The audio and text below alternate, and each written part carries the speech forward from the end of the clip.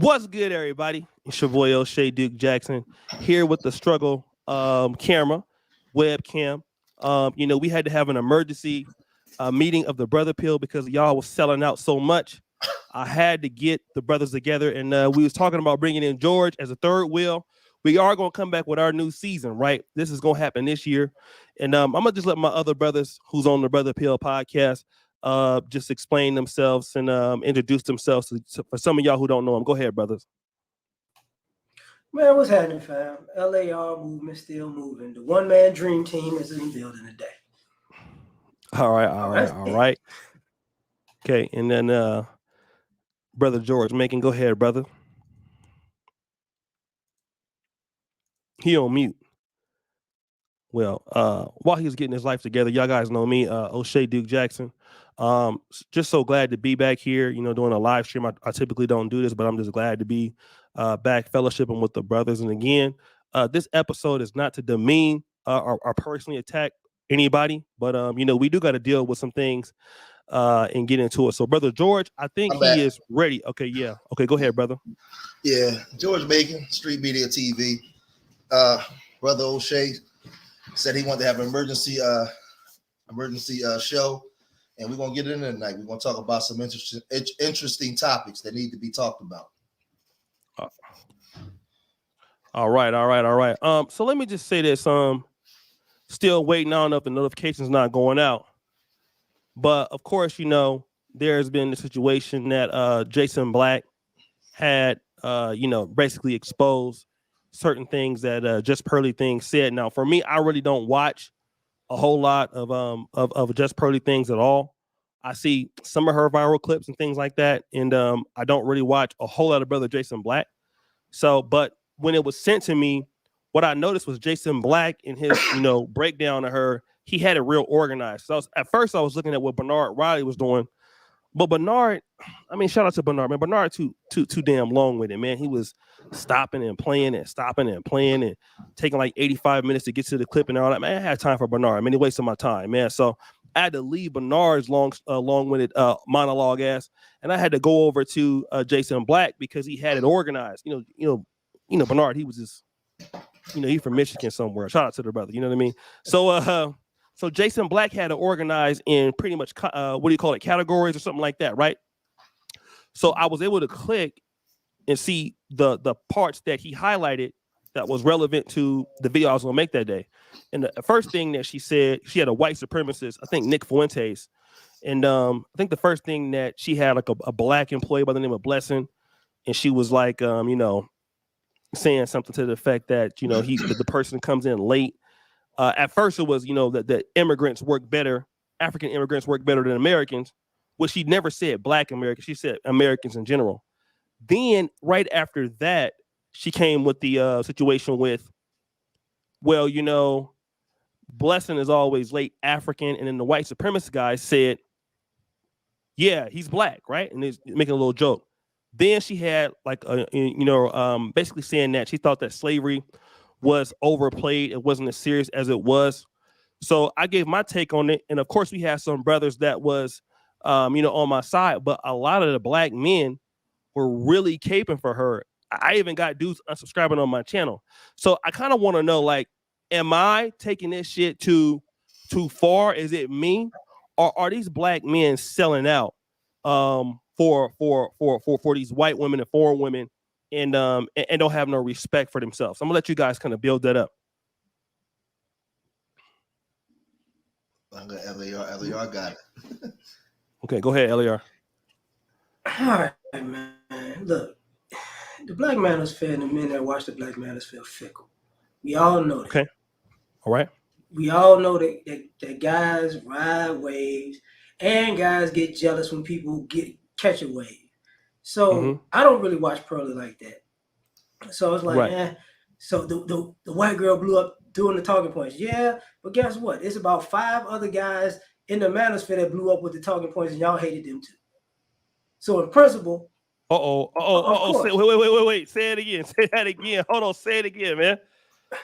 Yeah, it's like I can run off a list of people, including you. That and he got too many videos. He got too many views. No, he's not real no more. So it's like, yeah, you know, a white woman had a white supremacist on. Wow, who would have thunk it? In the UK, who would have thunk it? Like, you know, some guys, you know, want, you know, Pearl. Listen, let's just be honest about this.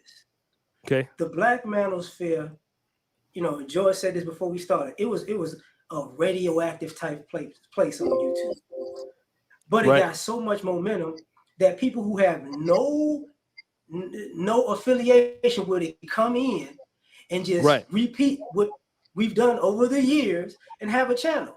And here's the kicker: there are black guys doing it too. The guys who showed up just yesterday. We got Kevin Samuels, fake kids running around here. Let me put a suit on. Let me get some glasses. Let me look in the This is what cats do. Right. Pearlie's doing the same thing. It's just she's whiter, so she's bigger because she's whiter. That happens. I think you know, it's something that I talked about for years. You know, this thing is, it's funny because it's something that we talk about on the phone, O'Shea, a lot. You know, I express a lot.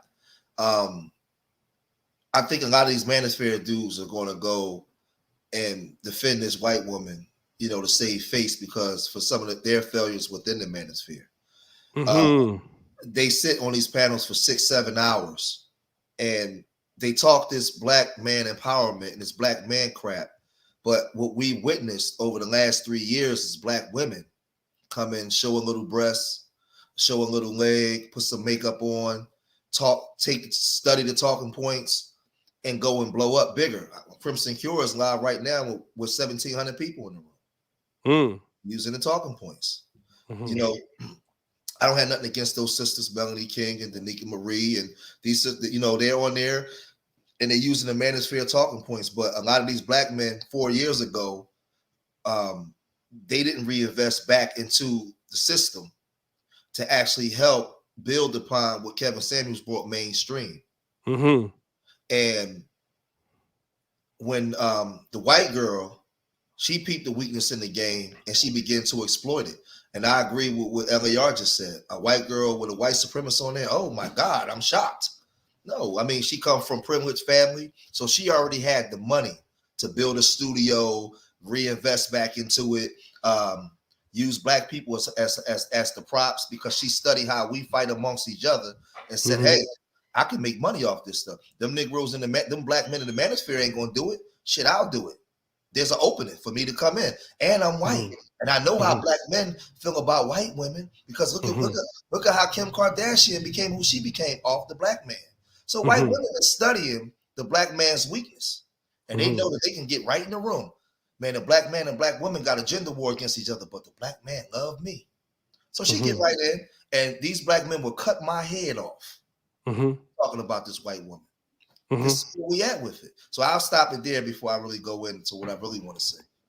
Okay, let me just kind of build upon what you brothers are saying. And again, a lot of people, you know, I heard, you know, different arguments like, you know, you're jealous and, you know, stuff like that. But let me kind of just talk about this. Let's say we had the Just Pearly Things podcast in Israel. Okay. And again, let me just kind of deal with this. Pearly dates black men. This is how dumb some brothers are. Because somebody dates you and they're willing to take your black penis, they not racist. That's how simple-minded some black men are. And most black men will excuse any woman of any race that will take a black penis and let them get away with murder. Go and look at these Instagram models that are Asian, that are white. They are using the N-word like crazy, disrespecting the black man every day. But because the black man is so mentally messed up in his mind, because she takes a black penis, she loves me. And then look at who she's racist against. That white woman don't like black women at all. Same thing with white men. Some of the greatest racist white men hate black people. Most of y'all got some white in your blood. You think they thought you was equal? But this is the rationale of the black men. And you wonder why these brothers don't have anything. by the way they think. They like, a lot of black men, it's not coming together. And then you wonder why don't nobody respect them, because they make stupid ass comments like this. And you think that somebody gonna take you seriously. That's why don't nobody take black men seriously when they talk like this. Can I say something too? Yes, and I'm gonna go ahead and build it up. Go ahead. You want to say something, LAR? No, go ahead. I got what I'm to build on. Yeah, something that I told you. One thing that was disappointing for me, because I don't listen. I battle back and forth on YouTube with some of the Manosphere brothers, but I don't hate them. They still black men. Yeah. And the one thing that was disappointing for me was some of those black men that have their talking points that I disagree with. I have yet to see any of these black men team up together and create a podcast that can grow where it's money invested in it. They have a studio, because at one point nobody wanted to touch the Manosphere. You have people writing articles about it. And I haven't seen, like, when I look at them young guys in New York, those three young guys. They're the crew. Yeah, they got those. You got the fresh and fit dudes, but I'm looking like, okay, Kevin Samuels, he got in the door. But now, as brothers on here and there's money in the Manosphere, these brothers got some money. Not everybody's broke. And then you're watching the women take it to the next level, but they got larger audiences than the men. Now, I'm gonna blame that on men. Men, we're supposed to be producers. Right. If you're disgruntled about something, you're supposed to take it and build upon it. Kevin opened up the door, and brothers, not gonna do it. I have the history on my side to prove it. Brothers haven't done anything with it. And like I said, prior to Kevin Samuels dying, half these men turned on Kevin Samuels. They turned on O'Shea. Yep. They turned on O'Shea. So now when a white girl, so this is my thing, LAR.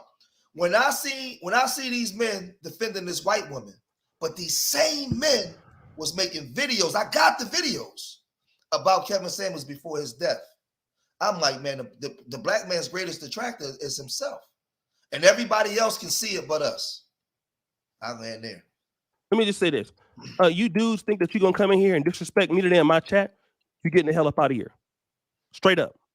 All right? I'm not here to hear into that foolishness you niggas talking about, or Jig is talking about, excuse my language. Get up out of here with that. Straight up and down. Go take it somewhere else. I'm telling you today, I'm not in the mood. I'm not in the mood for y'all stuff. Get your ass up out of here. Moderators, anybody saying anything bad about what we get them out of here right now. We're not playing with y'all today.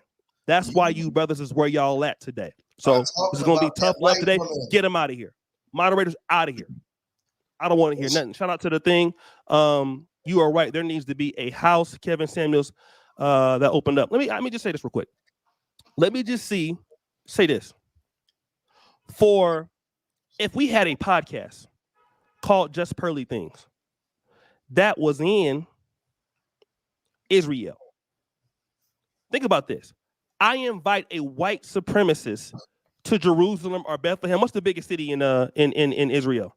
Whatever it is, right? I invite that person over there, Nick Fuentes. I have Israeli or Jewish employees. I say, you know what? These Israel or Jewish employees are late. Now, then I say to them, Jewish person, like she said, African. And he always says, all Jewish people are late. And then he starts smiling. What's going to happen to me in Israel as a black man? If I were to do that, what's going to happen to me? You already know. What is going to happen to me? Are they going to say, "Oh, O'Shea, you're playing around"? Oh, O'Shea, it's not that serious. In Tel Aviv, they're gonna get me up out of there real quick, real fast. Channel terminated everything, right? Israel is gonna move me out there real quick today. All right. Now, here's what the problem is: you're not even gonna bring no anti-Semitic person to Israel to have no conversation about them at all. It don't even exist. Okay. And you damn sure not going to do it in front of their people. The fact that she got black employees, here's where y'all missing the mark. The fact that she got African employees. Africans are black Caribbeans in the UK. People that helped her build that business. Okay. Because they was there. Nick Fuentes ain't there working for her. That's them blacks doing that. Right. At least some of them. You invite a white supremacist. And what do white supremacists believe? we are better than blacks. We should lead blacks because God ordained us to lead blacks. The fact that you have her there or you have them there is already bad. That's number one. I don't care who do it. Adam 22 do it. I don't care whoever did it. The fact that you did that is already bad because you know damn well you can't go to Israel and do that. Now, that's the difference between what the black man think and what the Jewish man think, or what the Asian man think. You think you go into China with somebody hella anti-Chinese and have a podcast in China, they'll kill everybody in that apartment before that show starts. You're going to go to the Arab mainland, you're going to go to Oman, you're going to go to Saudi Arabia and have somebody anti-Saudi Arabian talking about that, you're dead right there. But now the black man love to make excuses why somebody could talk about him and his history.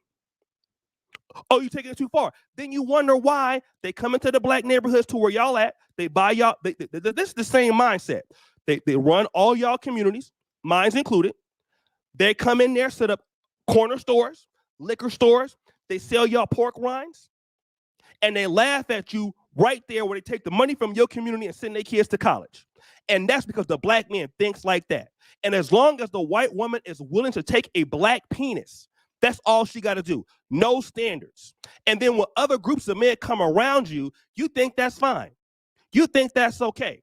Oh, you pro-black this, you pro-black that. Let me tell you something about pro-blacks. I'm definitely one of them, right? However you have civil rights or whatever you have right now in America, the pro-blacks gave it to your black ass. So you come over here, you think we would ever have something thinking like y'all? We would have nothing. And the reason why we got nothing is because of how y'all Negroes think today. And that's why don't nobody respect you at all. Don't nobody. Because no other group of men will ever play that game. You notice she didn't think the Holocaust was that big of a deal. She said black slavery because she know what's going to happen. Wasn't Susan Wojcicki, just the CEO of YouTube, a Jew? A Jewish person? Is that right? And then you black men who think like that, you think that black women want to deal with you?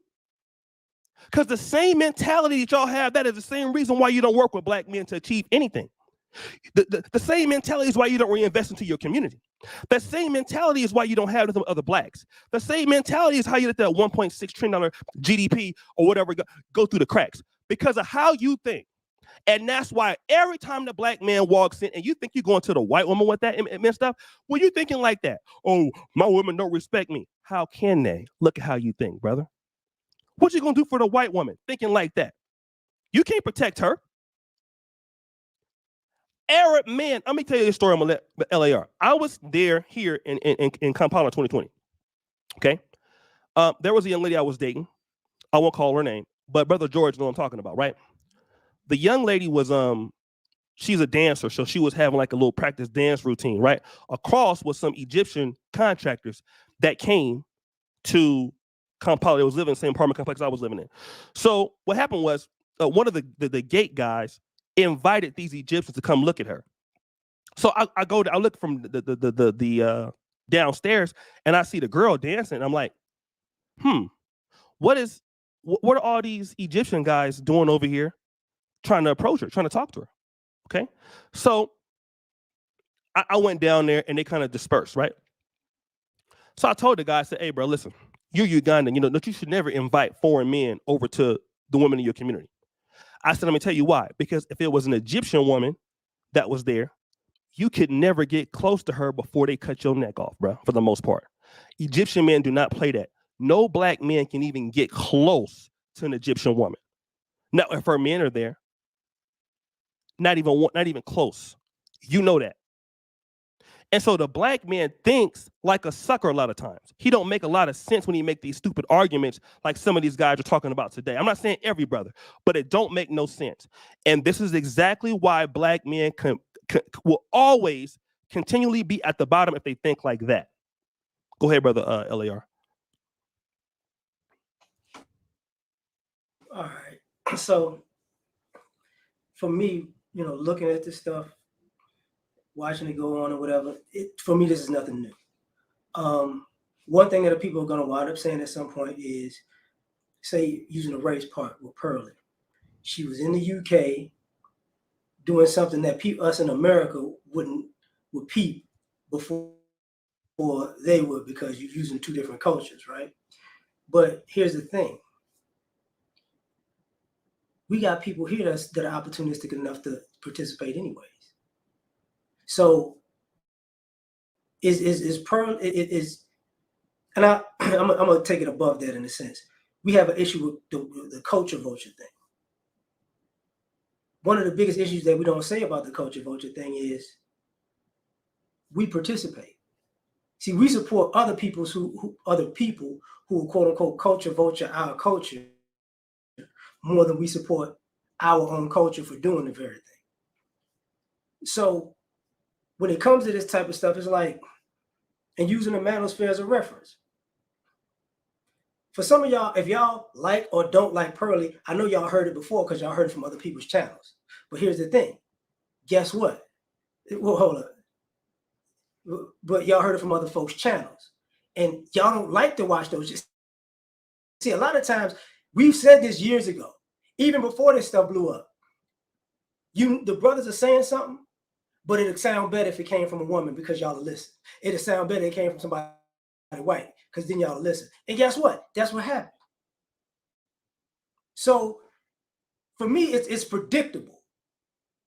You know what I'm saying? And if she can have Nick Fuentes on just like Tommy had David Duke on. Guess what? As long as it's entertaining to us, we're gonna show up.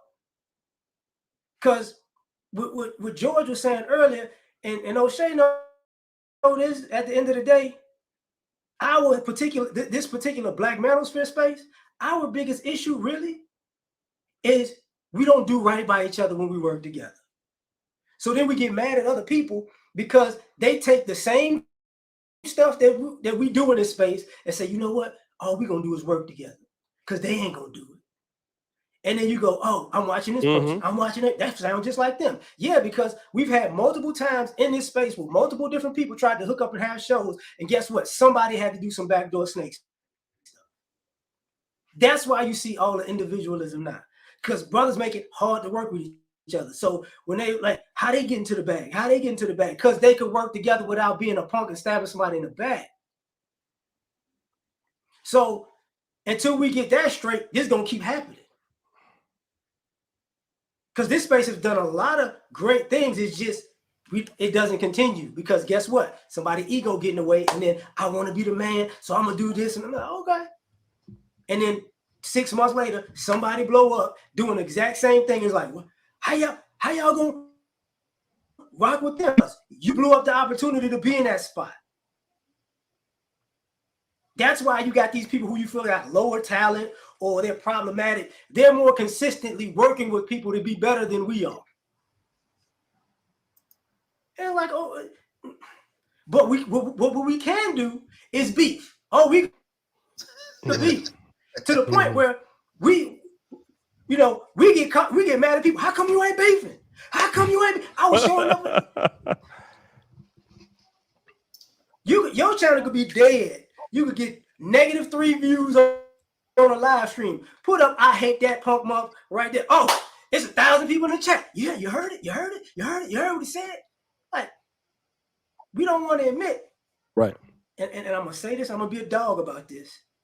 We like to talk about the women and the gynocracy, but a lot of us act like the bras that we call these single mothers. We ain't man enough to say, you know what? I gotta kill that in me. I gotta stop doing that Mitch behavior.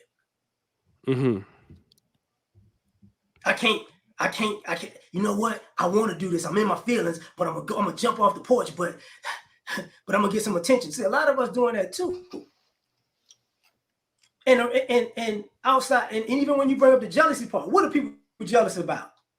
He making more money than me. She making more money than me. She got more clout than me. So what I'm gonna do? I'm gonna get a diss record going. And the killer part, even with the Pearly or the Adam and all that other stuff.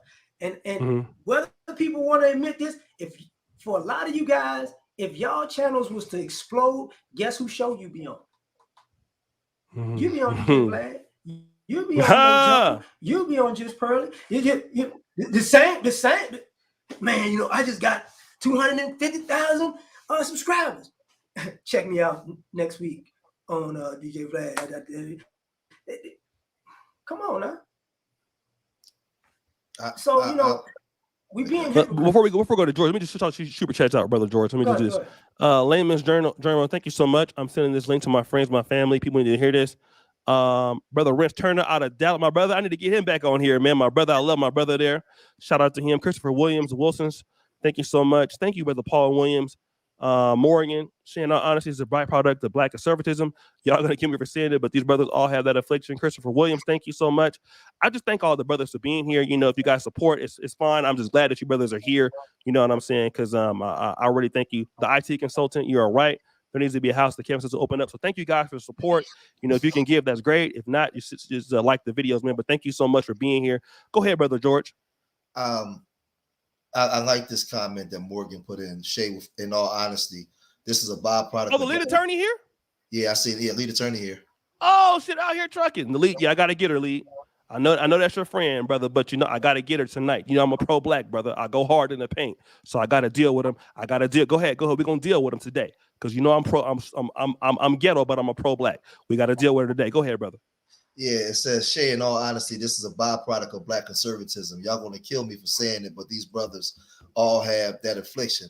And I think that there's a misconception because nobody was more conservative than our grandmothers and grandparents back in the day. But we associate conservatism with being over there with whites. Black people was the most conservative of us growing up, and I consider myself conservative. I'm a man married to a black woman for 18 years, raising children, and I ain't with the bullshit either, bull crap either. But I don't think that we have to be a white apologist to be conservative. Like, we've lost the idea of what conservatism is. So the part that's disheartening for me, and I'm glad that it's people, is a lot of people in here, because I want to say something, and I want to say this because I don't want this to be a beatdown match, a beatdown on those brothers, right? I want us all to listen to each other for a minute. Just think about this. Just think about this, right? You got sisters like Courtney Michelle, right? Danica Marie, Crimson Cure. Any one of you brothers could have linked up with one of them women and created a podcast and got it popping. Right. Instead of making videos saying that they was frauds and was pandering to men. Oh my God. Y'all could have linked up with a Danica Marie and created a big podcast and took it to the next level after Kevin Samuels died. But because we don't get along and we fail, other groups is watching us. They listen to everything that we say about each other. They watch everything that we do. So Adam 22 can blow up. DJ Vlad can blow up. Pearly can blow up. But at the end of the day, we still sitting down amongst ourselves, arguing amongst each other and going on their shows to make them even bigger, when they're actually making money off of stuff that we created from the start. So I haven't seen, I know what I see. I've seen videos where brothers made videos about Crimson Cure, these women, that they were pandering. And I'm like, well, wait a minute. This woman got like 1,500 people watching it. Why don't you, brother, put some, and y'all invest and go get a podcast and bring people on the show and start and take it to the next level, and black people support it.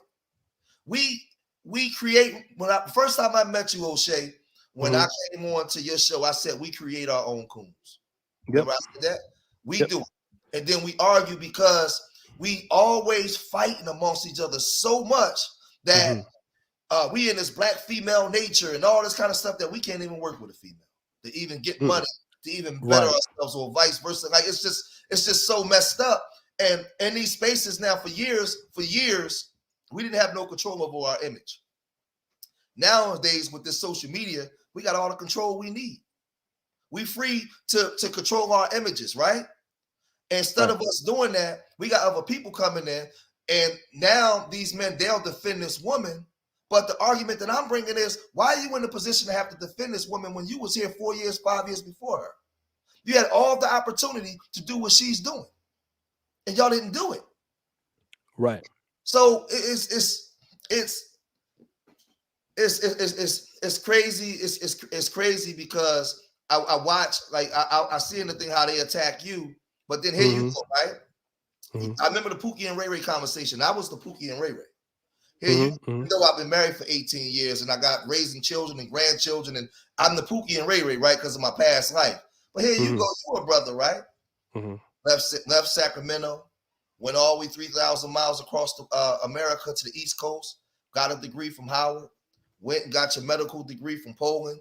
Now you living in Africa, but you living the actual real pro-black life, living in Africa on the ground, employing Africans, got a white employee from Russia. You doing your thing, right?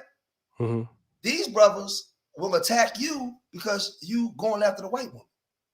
No matter what you accomplish as a black man, where you can stand before us as an example, they'll attack you too. But that's because we don't have anything that binds and connect us to each other to make us respect each other. It don't matter if it's Ray or the brother at the top.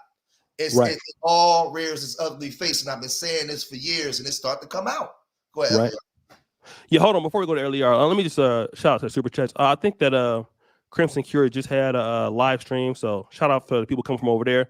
My brother Andre and Andrea love Crossing Borders. It's a great. I got to get that brother on this year. I've been so busy about. This year we're gonna get that brother on.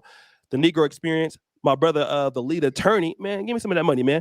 Shout out to the king on the panel. Unfortunately, we have some brothers in the Manosphere who move with the raccoon mentality, but you guys are still proper. Brother Brandon Jett, thank you for being here for this. Brother Steady Nash, you from my city, out here trucking. I love trucking channels. Thank you. Salute, brother O'Shea. Is that my brother from Atlanta? He looked like the brother I know. But all right, go ahead, brother LAR. The lead attorney. Oh man, I was just joking. I said give me somebody. He actually gave me some of that money. But hold on. Let me just say this, right? I used to roast, man. The lead attorney's he has a YouTube course class, man. And I'm gonna just say one thing, man. The lead attorney YouTube course, man. His guys are doing well, man. These guys are blowing up from that course he got. So, man, that's a good group. If you're in YouTube community, like I can honestly endorse. I was like, man, I don't know about your course, bro. But I'm seeing his guys doing really good. I did a master class over there, and man, his guys are even doing, some of them getting numbers as much as me, or maybe sometimes even better than me. So shout out to the lead attorney for that. Mayor Burt, my brother's master electrician, father of 7, married my retired Marine black wife. My wife is at Atlantic Cast Network. We need Fisher Price directions, but we have to hold our people accountable. Thank you, brother. Thank you, brother Major Burt. I appreciate that. Go hard, Major. Thank you so much. Baltimore, Maryland. Okay, my brother in Beemore. No, that's another brother. Thank you so much, though. But go ahead, brother LAR. So I'm gonna say this: like when George was bringing up Crimson, a lot of people don't realize she's been here longer than a lot of people. Oh yeah, she's been here for she was at the early stages of this stuff. Yeah. But for the other people who showed up, exactly, that's what they did. They took the talking points, they made a channel, and guess who flocked to it? Brothers. Like, as much as we want to talk about this, at the end of the day, stop being a simp. You're simping. Guess what? Let a woman say these talking points. These guys gonna be over there, lotion in hand at the computer, on the phone. It's YouTube XX manospherevideos.com with her. You get what I'm saying? So it doesn't. Yeah, because I watch Courtney every time she go live. I'm right here like this. Every time Courtney go live, I'm like this. All right now. No, you gonna get drunk. I ain't hating on this, but here and like what you were saying about employing people, I think one of the angles that people don't, and I'm thinking about O'Shea, is he's in Africa employing Africans and people who are not from America. So it's like, and SPK. Don't forget about him. Yeah, and SPK. It's one of those situations. Do you want to employ people and then go, you know what? When they leave, say, you know what? Yeah, they lazy in the mud. That's not, right. That's not what you would want to do. Right. That's a bad look. Even if it's true. So, even if it's true, it's not a good look. I get that. Now, what I'm gonna have to say is, we got to get down to this. I'm gonna hit some of this drink real quick. Hold on, y'all keep going. I'm about to get drunk tonight. Go ahead. Let's talk about how people just trying to simp for clout for views by hating on people too. See, that's been going on in this space for a very long time. See, what happens is every time somebody is invested in themselves or consistent or starting to blow up, what happens? What happens when cats they go, oh man, he ain't realer than me. It's like, listen, man. And as you said earlier, George, about this space, the black manosphere. A lot of guys who've been in it for a while are upset. I can say some of them are upset because it's like, yo, How am I shadow banned and you took exactly everything that I said and did, and now you, what kind of bullshit? Like, and then you see men and women like, well, I'm not really a part of that. It's like, well, stop watching my doggone channel and saying everything I'm saying verbatim then. But guess what? And this is where the problem lies. If you got an issue with them, go at them when they doing it. Like, don't go at them after they blew up. Go at them when you knew they was doing it before they blew up. Because now you're just trying to attach yourself. You know, like I look at it like this. How many people, and I hate to bring him up like this, right?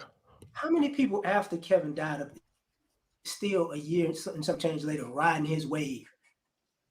Because they really don't have a perspective of their own. Let me just clone this situation.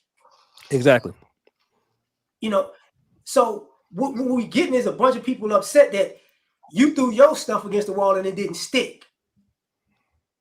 Now, when it comes to the racial part, and I say this about the conservative part, they all right, man. Some of y'all, when y'all ultra conservative, y'all the kind of dudes that hang out with the Klan and talk about black people, and then when they hang, you go, "No, you're not. We're friends, right, buddy? You're hold on. Say it again.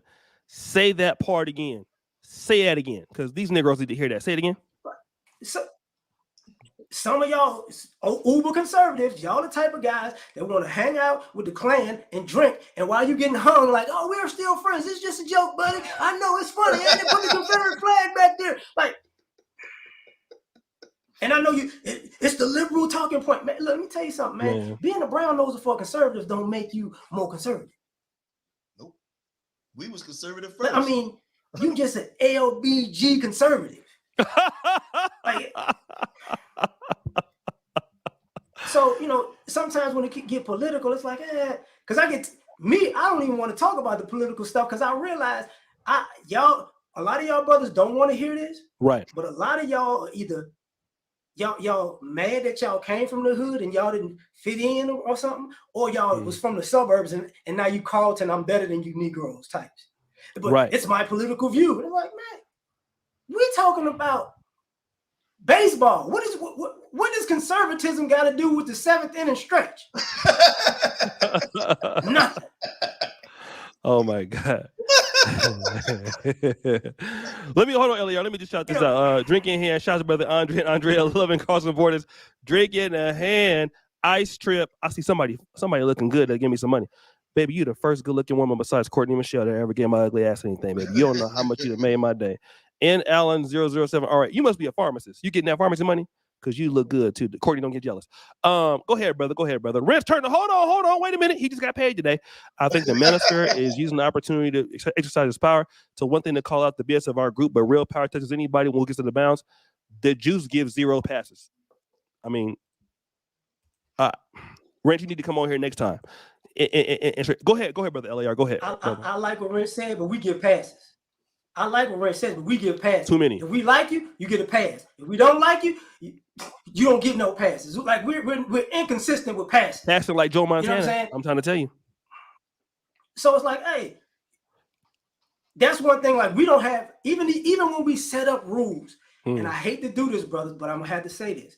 Even when because we've done it in the past. Even when we set up rules and say, hey, this needs to be done, it's got to be one or two of y'all that just got to be rebellious for rebellious sake. To say, I'm the one, I do what I want to do. Can't nobody tell me what to do. And then you turn around and you in the Badlands on the outskirts, and you're like, what? These brothers don't hate on me. No, man, you just can't follow instructions. Too many guys want to be the king, and truth be told, you can't even carry the water. Hold on, let me. Brother Ice Trip. Hold on, hey, Daddy girl. Go ahead, brother. You building up. Game of Thrones. Thank you so much. Game of Thrones. Oh shit. What was you still building, brother? You still building? I just want to say. Okay. Yeah, I just want to say something, right? Go ahead. No, go ahead. Tell them. These Negroes need to hear this today. Can I start some trouble? See, before you start, I'm gonna just say one thing, right? Here's what I also noticed, right? Like, you know, I have progressed since like 2015, and like I've gotten a lot more mature in the way I come at things. And I still see like, a lot of black men are, disgruntled and I get that, right? But what I have noticed, man, is like it's so many black men, especially like if you look at Kevin Samuels in the Manosphere 2.0 generation, like me, you, Solo TV 84. You could put Angry Man. Angry Man is in that generation. BGS,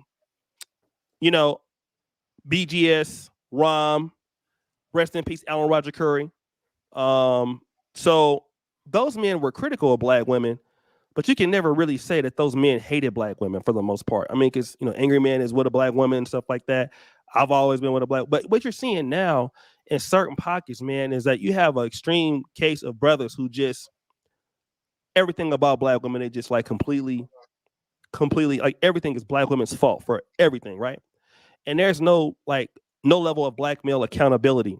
And again, we can look at the development. I hate to say this, the development of the black manosphere for a lot of content creators who just didn't grow no matter the money that they got. And whose fault was that? You know what I'm saying? I saw a lot of brothers who had a lot of opportunity and didn't reinvest the money, didn't take the business serious, didn't want to pay anybody. Then other people came in and did so, right? And then we just have a lot of black men on top of, not really black women, not that much of a big deal. Like they dislike them, we get it.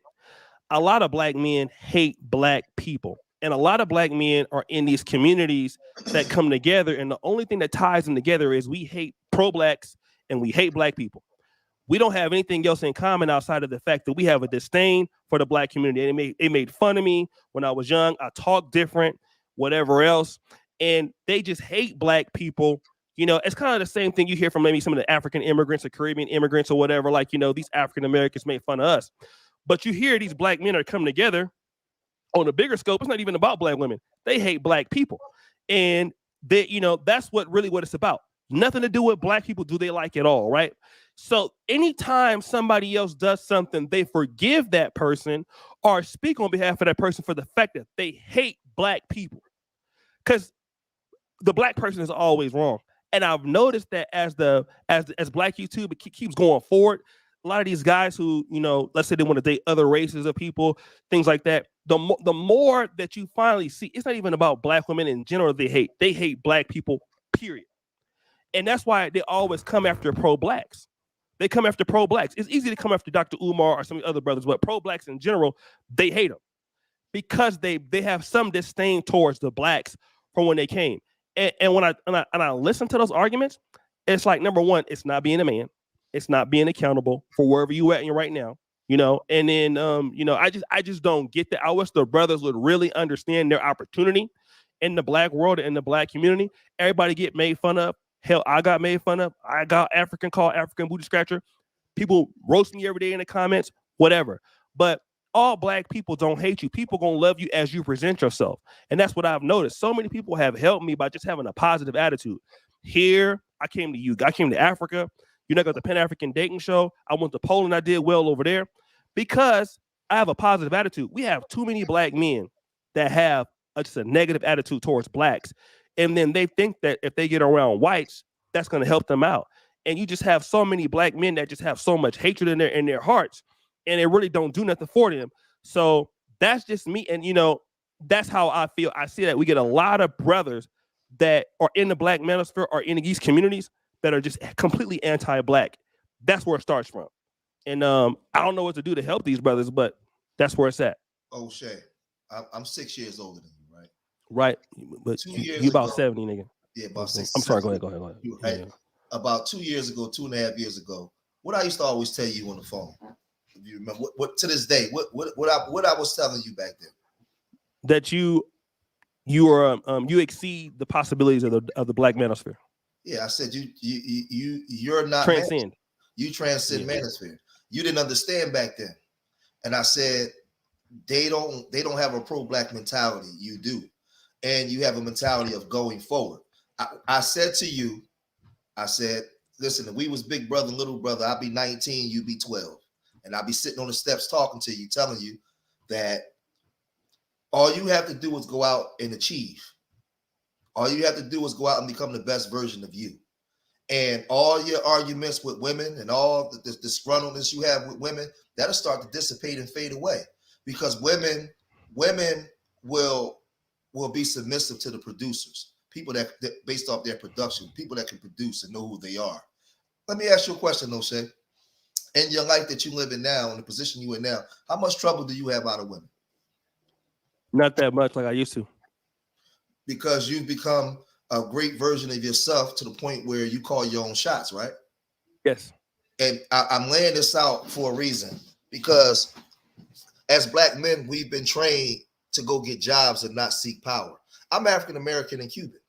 I have never seen Latinos come online and shit on and say that they're not pro-Latino or pro-Hispanic. I have never seen an Asian person do that. You would never see white people. Jews always say they pro-Israel. Only Black people, and everybody, the world is watching when we say this. When you are a Black person and you poop or crap on anything pro-Black, other groups turn around right away and say, oh, you do? Well, where does he live at? Oh, we need all that area where he's at, because he's not going to buy it up. He's not going to be interested or invested in anything that has anything to do with anything Black. What I'm trying to say is this internet crap of pro-Black is not pro-Black. Pro-Black is a lifestyle. It's a lifestyle. It's a culture based off of our upbringing and who we are and the way we're viewed by other groups.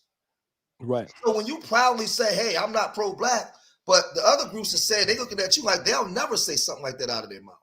Never. And they build based off of that. You're in the position that you're in now, O'Shea, of power, because you have a pro-Black mentality and you really did the work. The problem that we have with a lot of our men in these spaces, they sit in these spaces for 6-7 hours complaining about women, but they haven't achieved anything because they don't have a pro-Black mind. Case in point, if they did, they will be using that mentality to work with those other brothers that they sit around with. Some of these brothers been talking to each other so long, they never met each other in person, but they talk every day. They ain't did nothing together. They have no trust when it comes to business, but they'll talk every day. That's a weakness for a Black man. That's a weakness for a man, period. I expect my wife to bitch and moan and cry about stuff because she expects me to be a producer, fix the problem. So what I'm saying is, as men, they get mad at you. They get mad at certain successful brothers within the space because y'all producers. The reason why this space can't produce, because you have you don't want anything pro-Black.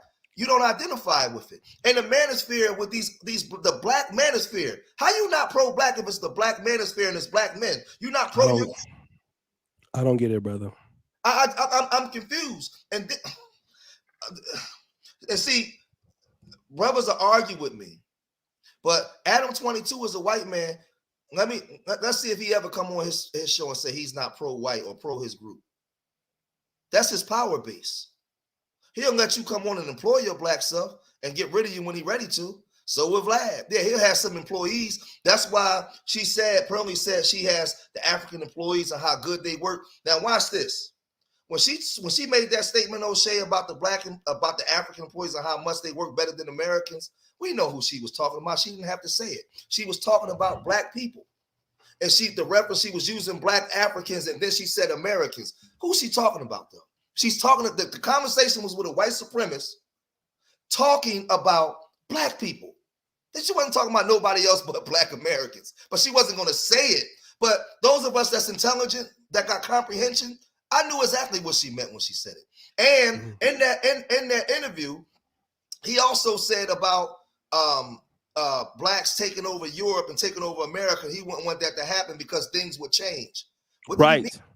Now, exactly. I understood what he meant when he said it. Yes. So now that's actually the right mindset that we should have. There you go. Now, I felt him on that. There you go. Now, with him making that statement, and then they coming right in, they segueing right into her employees and talking about Africans and then Americans. She was talking about us. But she can do that and get away with that because she know we have no self-pride. We have no pride. She's not going to do that with, listen, she wouldn't even do that with the Latino group. They would tear her ass up. They're not going for that. Man, I'm telling you. They're not going to listen. They're not, listen, even if you are the biggest Sambo, some things you just got to stand on principle. Hey, whoa, pump your brakes, baby. Don't do that. Right. Sometimes you got to stop people at the door. But because for years, I land my plane here. For years, the trauma that we suffer from not being able to do business and having economics within our communities, it destroyed our relationships and the way we view ourselves and the way we view each other. We don't, the way we view ourselves and each other is from a trauma base, not from a cultural, business, spiritual center. So we develop, I can't wait to get the F out of here mentality. And within that, some of us hate each other. And despite all the history we got with white women in this country and white people, we would defend them to the end. And whenever I do something, you would castigate me till I die. You would never forget me. And this, and we see it play out in these spaces every day. And I was in Bernard Riley's channel today, and I was yeah, me too, arguing with brothers saying, hey, the white man don't need you to defend him. He can defend himself. What are you doing? Right. You a black man, how you defend? He doesn't need, and the white women don't need your defense. They can defend themselves. But because of this conservatism crap, we've been brainwashed into believing that their form of conservatism is the only way. No, Big Mama was more conservative than anybody. Look up what really conservatism is. Man, I ran it there, man. Let me ask you, brother Elliot. I'm gonna do some shout outs real quick. Artful Deja. I want to shout out to the brother Phil Scott, Pro Black Accountability Comes. Yeah, I did. Phil was one of the people that showed me how to run a big YouTube channel, man. So shout out to him. Russ. Shout out to you, brother. Whoever I missed, let me know if I missed you. We had some brothers from the UK, Love Sheet Shawty, and we had a brother from the UK that gave the late Bowden. Oh shit, I missed last year. Was loving the cookout. Yeah, I'm gonna keep this one up, man. The Beast 83, thank you so much. Appreciate the panel opinions of these good brothers. Thank you, my sexy is strong. And the women are giving. Jail Block, thank you so much, 30, for the support. And then we had Dottie Girl, thank you so much. And then I had another person from the UK, I believe, they gave Ice Trip, thank you so much. LAR, let me just talk about this, right? Because what I've noticed is like, and you live in Houston, which is a big, let's say, immigrant city. So it's a huge economy in Houston. Houston is bigger than, I don't know, man, the GDP of Houston is bigger than Kenya, Uganda, and Rwanda combined, right? And we know a lot of the brothers and sisters from even African countries coming to Houston, big Nigerian community, African community in Houston. And us as Blacks, we don't really see the opportunity to establish things for each other. Like the Black Manosphere was a great opportunity for Black men, and it still is. But I have a question, man. Why is it that you feel, because we have a $1.6 trillion spending power, so they say, and then, we have an opportunity to do a lot within our own communities that would actually give ourselves a chance. And a lot of times in most communities, the people that build businesses are men. So when I go outside, I see the Indian community in Uganda or Kenya. I see the Somalian community in Kenya. I see their men leading the push to build these businesses. In China, when you come from Ethiopian Airlines, you see Chinese men coming up here setting up shop, manufacturing, doing those things. And so you see the men pushing the initiative to develop these businesses. And women usually, not that women can't, but women typically usually come in and administrate or start other businesses, maybe small. But the men are the biggest people that run enterprises almost any community. Why is it that the Black man is having a hard time with the community he's very familiar with things that he knows and understands, that he doesn't really push the narrative to solve problems in his community or in the Black world to really build those businesses and institutions and write his own story? Like you see how Adam 22 and Vlad is doing. Why is the Black man not telling his own story and then benefited off it, where he can actually control and clean up his people, hire his own people and things like that? Why don't we see that from African-American men? Can I say something to that real quick to both of y'all? I just asked both of y'all the question. O'Shea, real quick. In your lifetime now that you live, and I want all men in here to listen to this answer. Has Black women ever stopped you from achieving the things you achieved? Never. Never. So they've never been a hindrance or in your way or anything, right? Never. It was always my fault. LAR, outside of a child, just in your life of school, working, has a Black woman ever been in your way and stopped you? Can I answer seriously? Yeah. I mean, I want it seriously. That's a real. Even if they tried to. Oh, no. Okay. Even if they tried to, if I wanted to go that direction, it's my responsibility to get there. Thank you. You going to make it because of or in spite of? I asked that because I'm gonna throw it right back to you. I just want to, because I want people to hear this. I asked that question because whether I was in the street getting money when I was younger or when I got married, I understood very young. Women ain't stopping me from doing nothing. And when I came into this space, I've heard brothers attack me saying women run the community and they not gonna let you do something. And that was foreign to me. I didn't even understand what that meant, because I never heard my father talk like that. And he developed this mentality like, when do black men get back to being unapologetic and saying, this is what I want and this is where I'm going, regardless of whatever? Because if we can articulate our circumstances, that means that we know what's happening and it's our responsibility to fix it. So I land there. Let me shout out to brother Coach Ali. He's such a great brother, man. Shout out to him. What's good, O'Shea? Good to see you on the with the live with the brothers again. He's one of the best people I ever met on YouTube, man. That guy don't get enough credit. Shout out to Coach Ali's corner. He's a great man. Hold on, Tampon Daniels. Why did Africa come to get us? Why didn't they seek revenge? They left us for dead. Brother, we're not talking about that right now. Hey, look at Mr. Fantastic comment.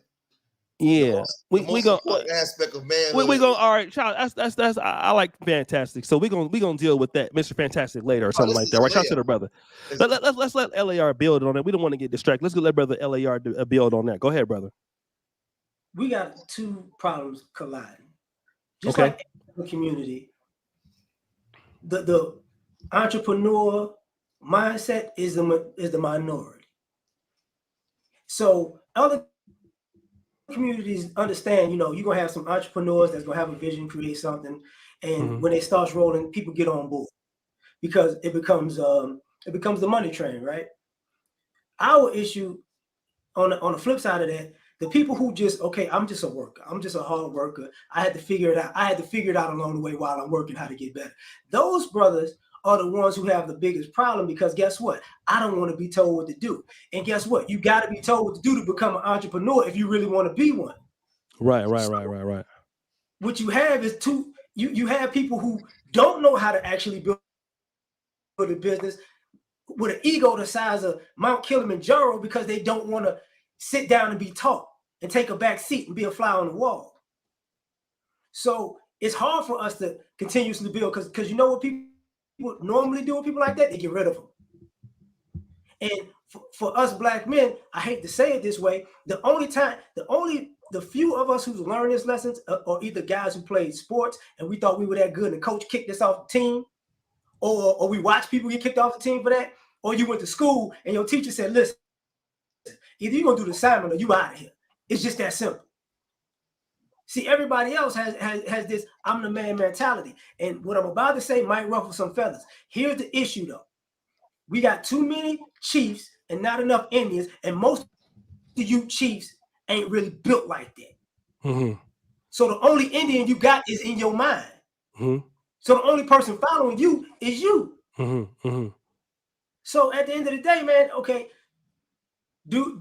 can this space grow? Absolutely. You see the possibility everywhere, but the problem is people outside this space see more possibility in the space than we do, because we're crabbing a barrel in it.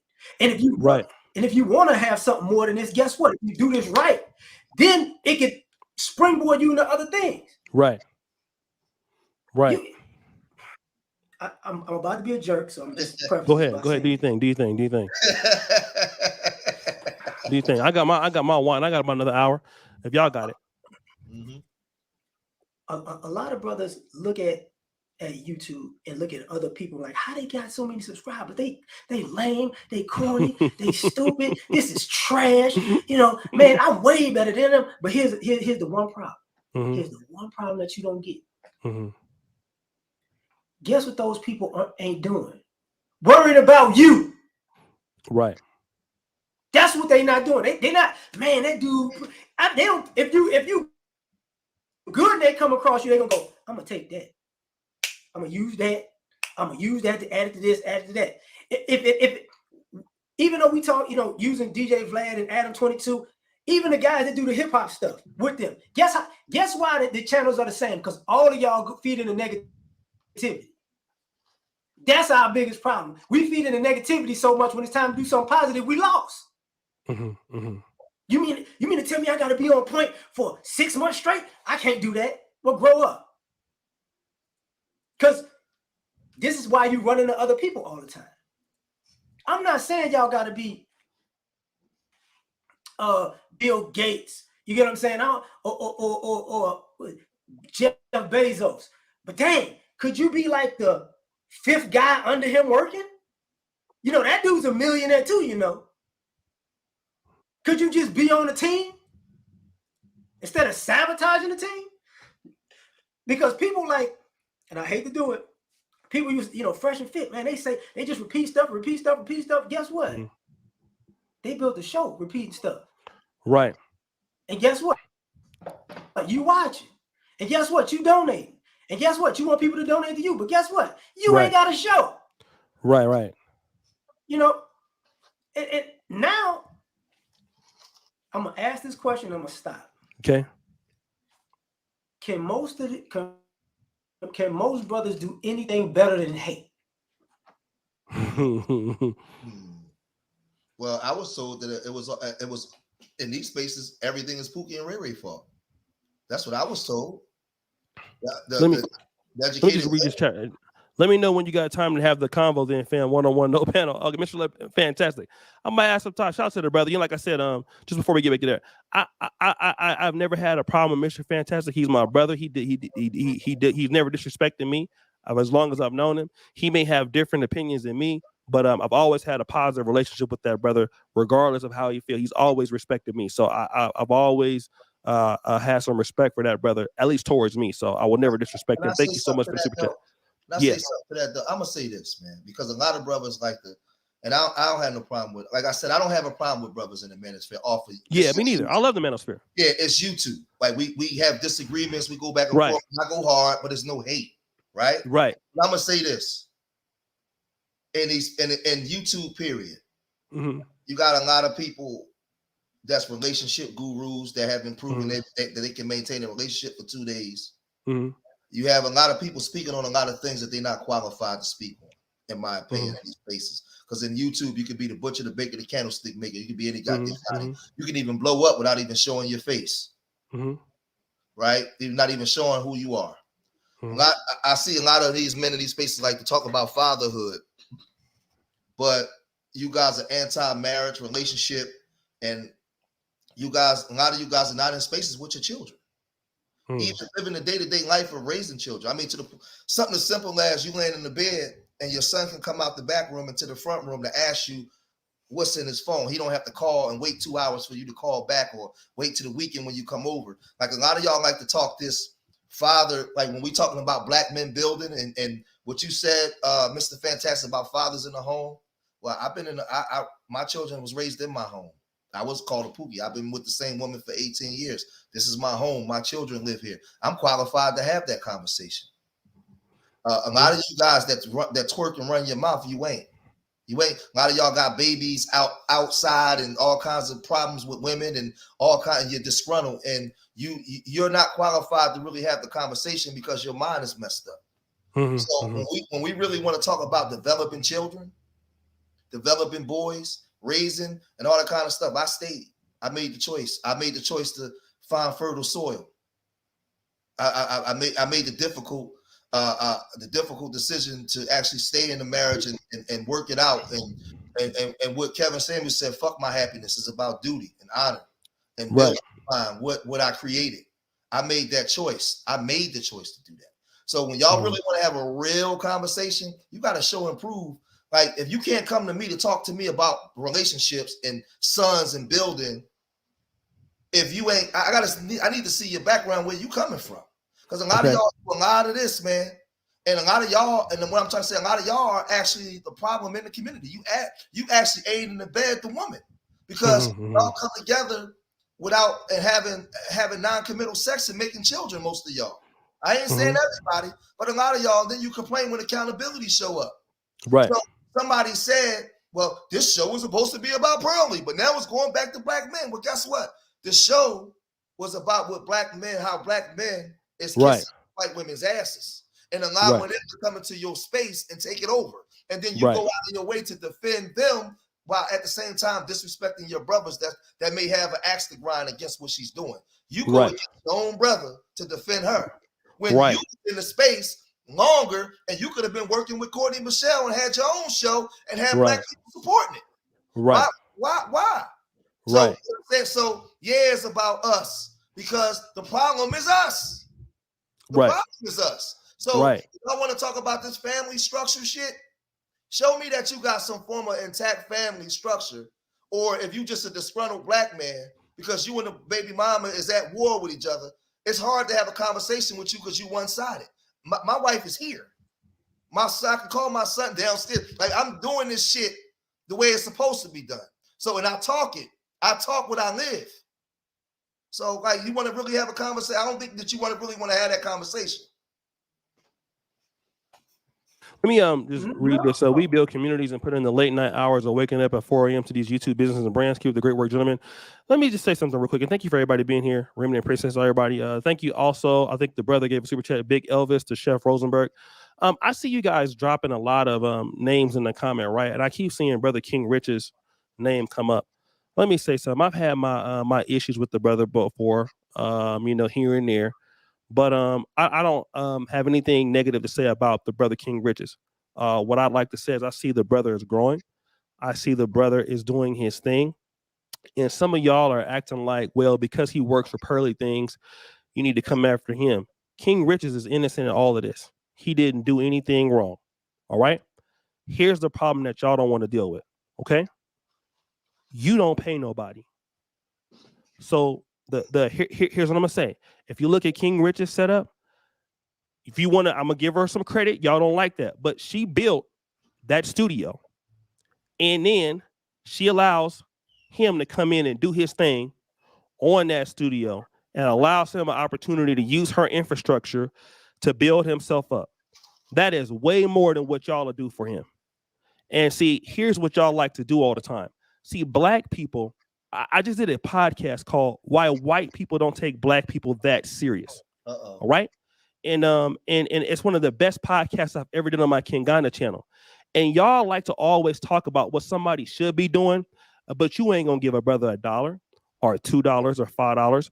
You're not gonna invest in nothing when it comes to the blacks at all. So that's why don't nobody take you serious. So now he's supposed to give up his income and his lifestyle, because his boss said something, so he can be true to you. Who won't give him nothing? And I get what you're trying to say, but this is what's wrong with the black race. Y'all want something for nothing. You don't want to develop our people at all. This is the truth, right? So this man who's working every day, the lady that came in there, invested her money, built the system. Shout out to your son, doing all of that. So he's supposed to stop. So I'm supposed to come after him for him getting his money on and giving an opportunity when y'all won't give him nothing. And that's the whole thing. That's why so many black people, I hate to say that, a lot of times when the black brothers don't like the black community, because they feel like they can't get nothing with you. So why should they stay? And before I go to LAR, and LAR knows more than anybody, I spent hundreds of thousands of dollars trying to help black men in this black Manosphere space, right? We were editing Kevin videos right here in this studio, in this country, not in this exact place, but in this country. We edited the last stream Kevin Samuels had. We produced the intro. SBK produced it. Kevin Samuels wouldn't give his content to nobody but me to do it. We did it for free, all right? I don't know how many times I had to help a brother out and do something else, and then y'all won't do nothing. So y'all don't want to create opportunities for black people or black men or black women, but you feel like you should have something to say when somebody else does it. And this is something that I got to talk about today. And this is a problem that we have in the black community worldwide. You want something for nothing. You want somebody to stay loyal to you because they black. Everybody ain't gonna be like me and LER and George, where I could have took my. What'd you say? And I ask you a question before you go into further. Based off of what you're saying right now, I think is very important.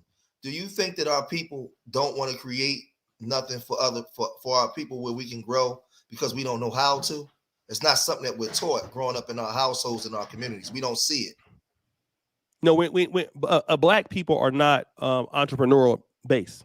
Okay. And I found that out when I came to Africa. Here you got to be very entrepreneurial. to be successful. And it's something that it's a lot of discipline, a lot of sacrifice, and you don't own the business owns you.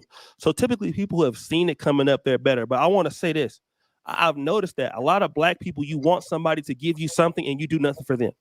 A lot of folks feel like they can't get nowhere with Black folks. They can't get no money with dealing with Black people. You know, you got so many people who want and don't give nothing. And then when they give something, well, who gives back? So I don't have no problem with the brother King Richards because he didn't do nothing wrong. He didn't do anything wrong. I don't expect him to give his opportunity away because of whatever else. Because who gonna come set it up? He looking at it like, look, all right, she might have said what she said. Thank you for the brother condemn. But we got to be honest, right? As Black people, we have to be honest and start treating our brothers and sisters like better. You know what I mean? Like, seriously, we don't want to see things develop so we don't reinvest in the community. We don't reinvest into his talents, nothing. But you expect somebody supposed to be able to give up everything for your ass when you won't do nothing for nobody else. She's the one that went to Black London, put the infrastructure there, put the system there. He came in. A lot of those people, they're doing better because, yeah, you can say what you want, like it, what she not, but they're doing better because she there. Are they doing better because you there? Because the Black men and the Black women don't want to tell their story. When you get some money, you go to Dubai with the money. When you get some money, you buy a Range Rover. But you ain't going to go out there and buy like Fresh and Fit. Look how Fresh and Fit run their studio. You know, I didn't like what they were saying about Kevin Samuels, but hey, I'm going to tell you like this. Fresh and Fit got like 30 Shure mics. They run the business an excellent way. They invest in what they do. How many Black people can do what they do? Black people not going to invest in that. You're not going to have no high quality shows or nothing like that. Most people won't even invest in the business. You're taking your money out the business and something else. So this is what's going on. Too many Black people looking for handouts. And we got to get out of that mindset and start adding value for each other.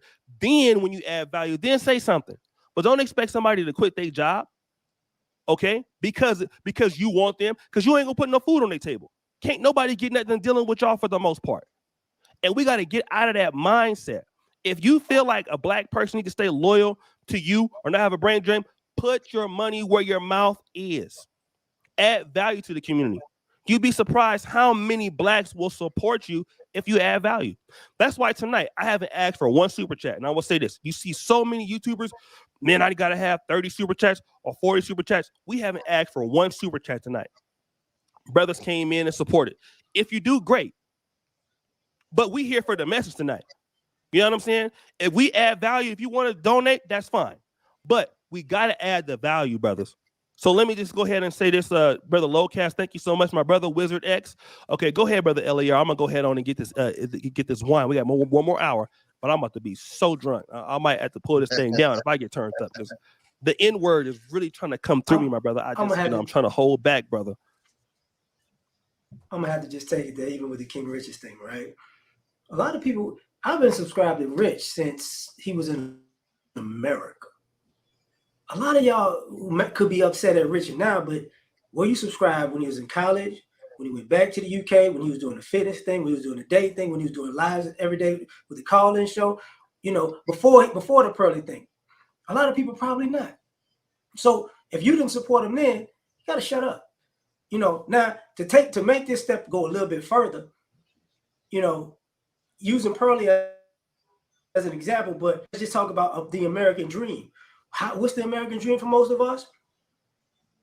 Somebody gonna make it to the league, whatever sports league that is. Somebody gonna get a record deal, whatever label that is. You know, AKA white people finna put me on. So we don't look at ourselves as putting each other on. It's gotta be funded by somebody white for us to go, yo, you know what? Yeah, I could do that. I could rock with them because, you know, when people talk about getting the bag and the money, usually it's tied to somebody white, you know. So now all of a sudden, you know, it was the white people. Well, same thing when you talk about the liberal, conservative, the people, man, these people are cooning out here being conservative. You know why? They was liberals back in the day for free. So somebody said, you know what, we got a check over here to say these talking points. That's all I got to say. What Black people gonna say? They can't tell me nothing. They never put no food on my table. I was riding with them for free. And they were just leaving me stranded. So a lot of times when it comes to this type of stuff, we know what's up. Mm-hmm. You know, and because we want everybody to be a team player for us. I need everybody to help build me up. And when I'm up, exactly, I'm out. That's Negroes. And it's like, well, just and hella then when stupid. you see what, and then we man, you know, I thought we was a team. Like,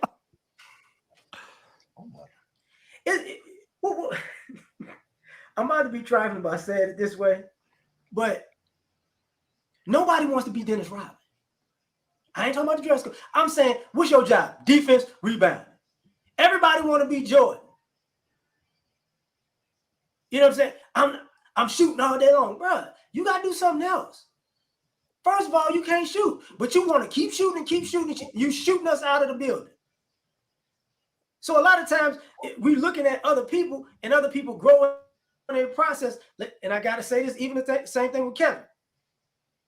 Y'all sure did look. Screw it. See, we talk about when Kevin was talking to men, nobody said no. He was talking to women, he blew up. But see, here's another thing that we don't talk about. And I gotta use it this way. A lot of brothers and a lot of black people in general, we don't have a lot of life experience, so we just stuck with the relationship stuff because that's all we know. Because a lot of us quit doing things that we were supposed to do. We don't want to talk about it. The relationship's the only thing we know how to do because it's easy to get up, go holler at somebody, go home, talk on the phone all night, and cupcake. But we don't want to talk about, you know, you dropped out of school, high school or college. We don't want to talk about you quit 37 jobs because you ain't feel like doing nothing, but you still asking for money from other people until you get on your feet, but you don't do nothing for them.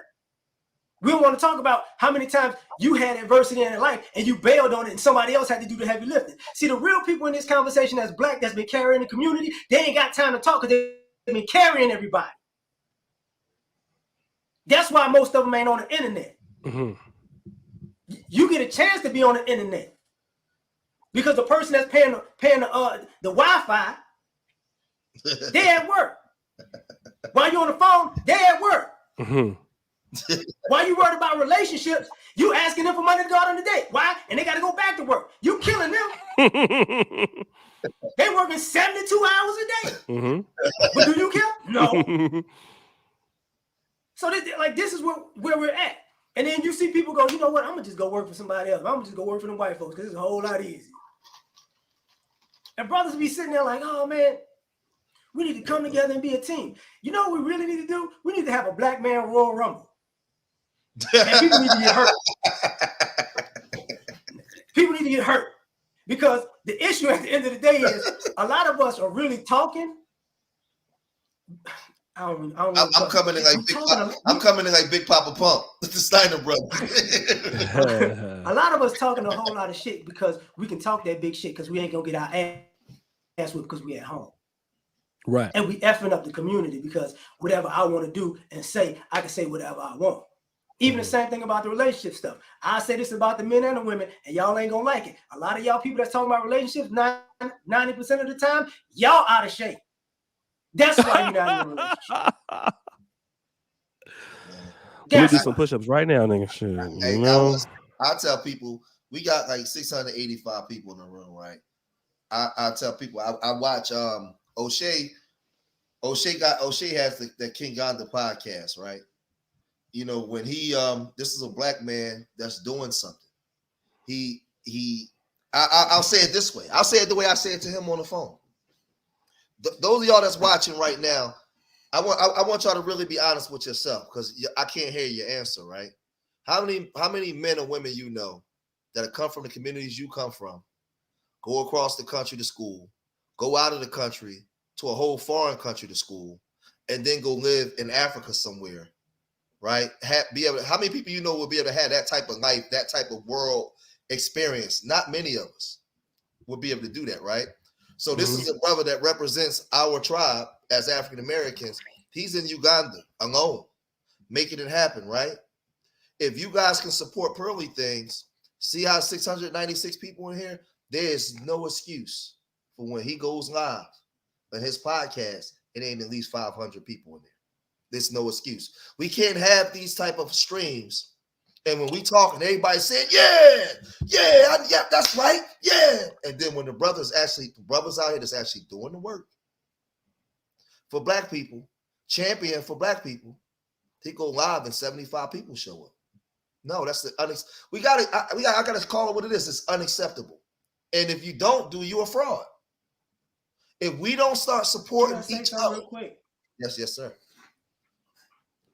I'm gonna be a jerk and say it. A lot of us pro-black, but we anti-work. That's what it is. I'll drink to that. Oh, I didn't lost my drink. Hold on, let me get it back over here. Well, that's what you. We all pro-black for the talking. When it's time to put in that work, go, brother. I'm with you. Well, all right. At 6:30, we gonna dig this foundation. Look, ooh, my back. Oh, my gout acting up. Oh man, my bunion. I can't do it. Hold on, can I just say something real quick? Let me just shout these people out. I'm about to expose black men real quick, right? Sexy Red, thank you so much. Scrutinize this, brother O'Shea, show us the way. The King, DJ7, nothing but respect for the golden is like. Just want to see your point of view on the brothers working for or under her. I don't have no issue with them. I take umbrage with actually the brothers that's following her. I don't have no issue with people that's making a living working for their employer. Tony Davis, thank you. Next drink on me. Great knowledge, being sure. Thanks, guys. Yardie Moyes, drop a support. O'Shea, right? A lot of brothers are simping for the white girls. I want to say this real quick, right? This is like you Negroes here, right? I want to use the N word, but I'm gonna try to be cool. I have something called the Pan-African Dating Show. Anybody who's ever seen, what's up, 21 Studios? Anybody who's seen the Pan-African Dating Show, press 1 in the comments. Yeah, if you've seen it, press 1. I was getting to that one. I was going to get Hold on. And brother E Black TV, he from Oakland. Shout out to the Bay, right? E Black be following that channel. Press 1. What's going on in the hood in the building? What's going on? DPH, my boy Jason in the building. You know what I'm saying? JB in the building. Press 1. I'm gonna tell you how dusty y'all are, right? Chef Joy 89, right? 1. This is what I do, right? Tony Davis. So I spend my money, right? When we go live, I swear to God, this is the truth. We have a live stream. I pay to bring these girls on. Because black men be always talking about, can't find no women over here. So this dude said, O'Shea clown, we need dudes like you. You be tricking and calling dudes simps. Come on, bro. Your name is Kenny Alpha. Come on, beta male. Get up out of here. Thank you, Messy. So what I do is I do something that's very different, right? Every time I'll bring good-looking women like from the diaspora, and I'll bring them over there. I don't charge for listen. Just come over here and date the girls. You know what I'm saying? Ain't nobody doing that. Do you know I've had Mexican dudes come on and hit the link and black men won't even show up and come holler. Like nobody would do this for y'all. I have a whole dating show where Steve, go live. You can't even get brothers will be in the chat roasting. And they won't even come on the show. Like, it's the truth. I will pay for ladies to come on. Like, look, I'll pay a data. Just come on, talk to some brothers from America. Brother Tony Davis is over there last night. We got the girls from Nigeria through there. We got girls from Ghana in there. We got girls from Uganda, Kenya in there. You got one dude coming there to have like 7 dates in a row online. And I'm spending my money for this, like, for you brothers to be able to come in and just holler at somebody. Y'all always say, oh man, we tired of, so you know what I mean? This is the truth. I swear to God. Let me, if y'all don't believe me, I'll have a stream on Sunday. So y'all niggas ain't gonna come. So we already know how y'all do. But so the thing is, man, I just want to say this. I'm gonna drop the link. Y'all go ahead and subscribe. The thing is, I'm just waiting on y'all to come through, subscribe, hit the bell. That's it, the Pan-African Dating Show, and go look at what we got over there. And and one of the reasons why I do that is because I know brothers, you know what I'm saying, wanna check in with some of the sisters out there. I'm the only one that do that. You know what I mean? So shout out to Juana Johnson. They want to hit the like button, send AMA. What up, AM1? So I just want to say this, you know what I mean? Brothers, we got a lot of opportunities, right? In the black world, right? In black America. We too busy hating on other black men. All right. Even some of these dudes at Bernard Riley stream. Now, I'm always pull my rank, right? The black manosphere, as y'all see it today, it don't even exist without you mentioning O'Shea Duke Jackson. It don't even exist. That's why Kevin Samuels made a video about only one YouTuber witnessed the genius of O'Shea Duke Jackson. He never made that video about nobody else, right? I'm gonna brag today. Okay? So I have a disagreement, man. You have brothers in the comments calling me the B word and all that. And most of the dudes that came through, I interviewed everybody in the Black Manosphere. Everybody almost, damn near. Everybody. Hundreds of interviews. Putting dudes on who didn't even have no subscribers. Like, none. Like, all right, I'll give you an interview. Never charge now one person. That's why my track record is so long here with the dudes I don't work with. Long. You feel what I'm saying? But that's all I'm gonna say. Shout out to the brother Wanda Washington. Ain't even hit the like, but okay, go ahead. Go ahead. What are we gonna talk about now, man? I mean, what y'all want to talk about? I got my drink. I just want to AM1, what's good, brother? I just want to say, I just want to really double down on, because the thing is this, right? We have our little arguments amongst each other or whatever in these spaces, right? But when we have these conversations and you actually have Black people that are actually doing something, you guys got to support it, man. Like, you got to support it, especially when it's like one of ours. Like, you know, we got this FBA talk now and we identifying ourselves. Well, if it's one of us doing something that's positive, that's uplifting us, you got to support it. I think that like people like Pearly and them, like I said in the beginning, they survive and they come in these places and they able to survive because they people weakness in our game and they exploit it. They exploit it for their own personal game, but it's not Pearly's fault, it's our fault. It is our fault. We run over to them before we run over to ourselves. Right. Support ourselves. Listen, brother LAR, since I came in, been in the Manosphere, he got videos going back 11 years when he had hair. Yeah. I used to watch LAR before I was on YouTube. And I know that's so, right? Brother LAR is a Black man from the Manosphere. I watched this brother put up content, and I'm like, where the fuck is the Manosphere people? Nobody. It's a disgrace. It's unbelievable. So what I'm saying is, so a lot of you brothers that defend her, it's brothers that's in these spaces. Y'all don't even support your own brother at all. And he's not a savvy veteran, a seasoned veteran. He been in the league 13 years. He been dropping 20 and 10 for 13 years in the league. And he put up a video and y'all don't even go watch it. That right there is what I'm trying to say, is it lends to how a Pearly and them can come in. Because the veterans of the league ain't respected. They're not respected. And LAR don't have to say it, I'll say it for him. Because I watch it, then I look at the numbers, and I'm like, how? You hear what he's saying? But this is the stuff. So when you got a brother that's doing the Pan-African dating show as an African-American from California that done went all around the world and found himself in Africa, we got to support that. Look who here. Yeah, so like that's all I'm saying. Like, we got my brother right there, man.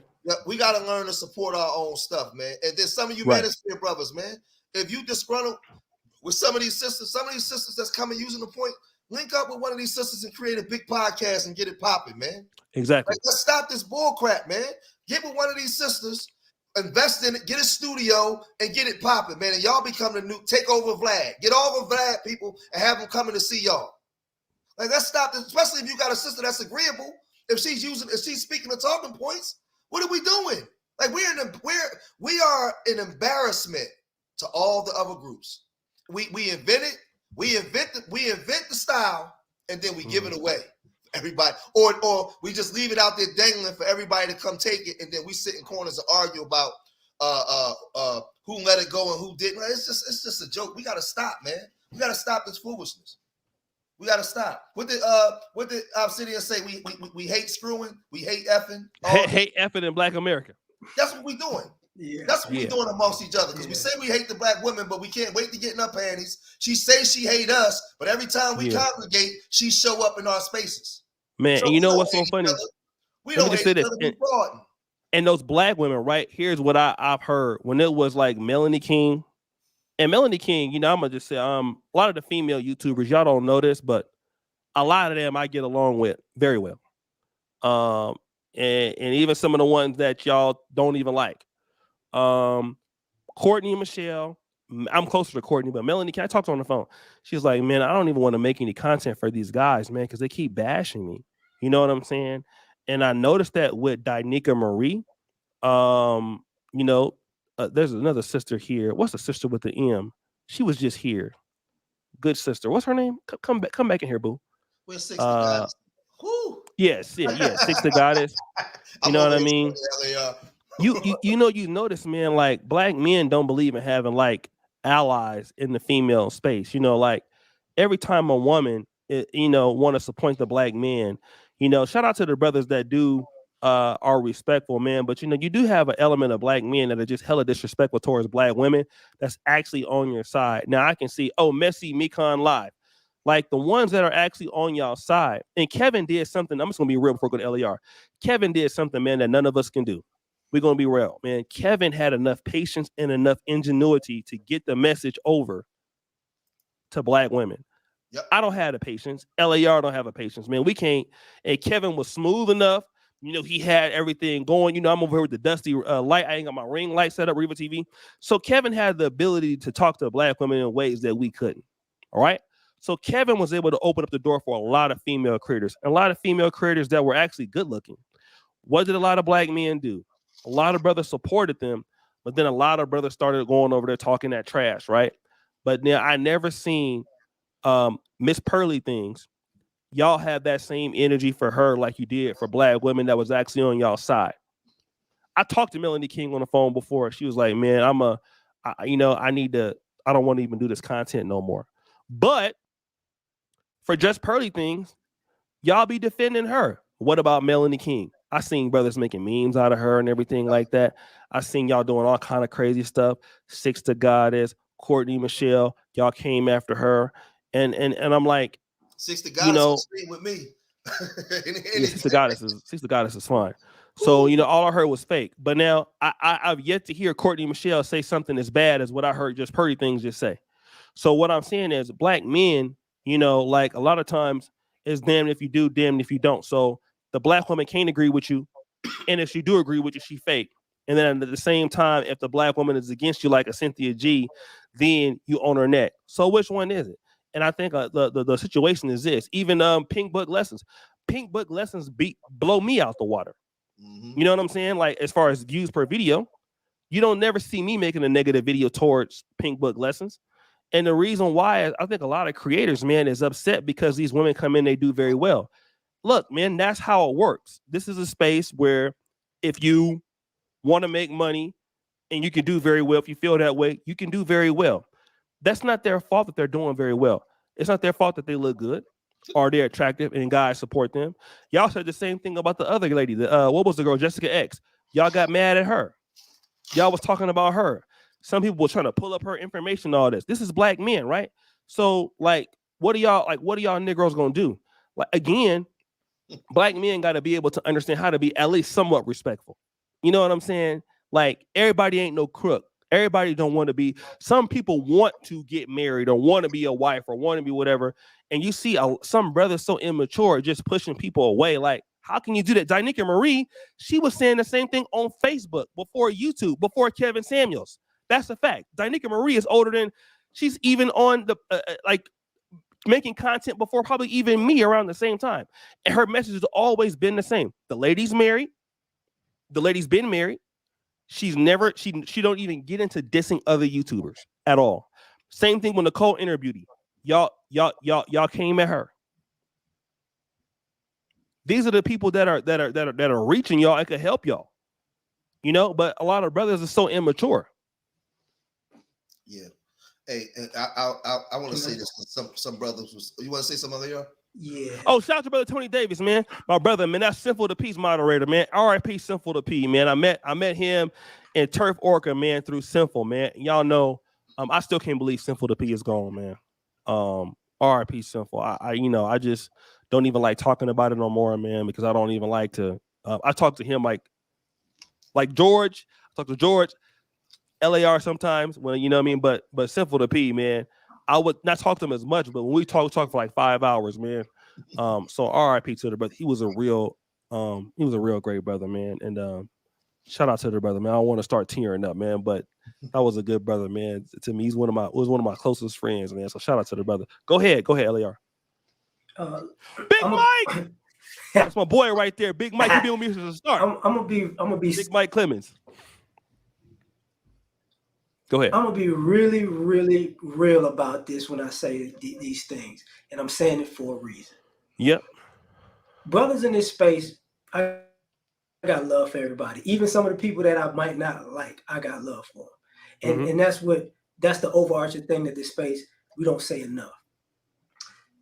But I have a unique position in this space because, like, when George is talking about, views and all that, O'Shea, no, I don't even care about that. I don't even trip like that. But I can tell y'all something that y'all don't know. A lot of the biggest people in this space have used my content. Yep. So I know him. Exactly. And pretty much, anyway, the reason I'm saying this is because it's not what it's saying, it's who's saying it. Right. And see, a lot of times y'all don't get it because even when the ladies are doing it now, it's not what they saying, it's who's saying it. And some of you brothers need to get this and really get this through your skull. A lot of y'all just are haters of women because you lonely. And guess what? The ladies really want to be in this space, but y'all run them off in the comment section. That's why a lot of guys ain't really blowing up like that. A lot of y'all, a woman could say, "Oh, that was a good topic." 5 of y'all come up out of it. Let me tell you, you shouldn't even be here. God damn you, woman! I hate your guts. I hope you die. What is you doing? Yeah. Like what? The topic wasn't even that serious. And then you wonder why people blowing up? Because women can go over there and not get cussed out by you. That's why. When you get to the other spaces with them other guys that are inside or orbiting the manosphere, what's up, Hatchet?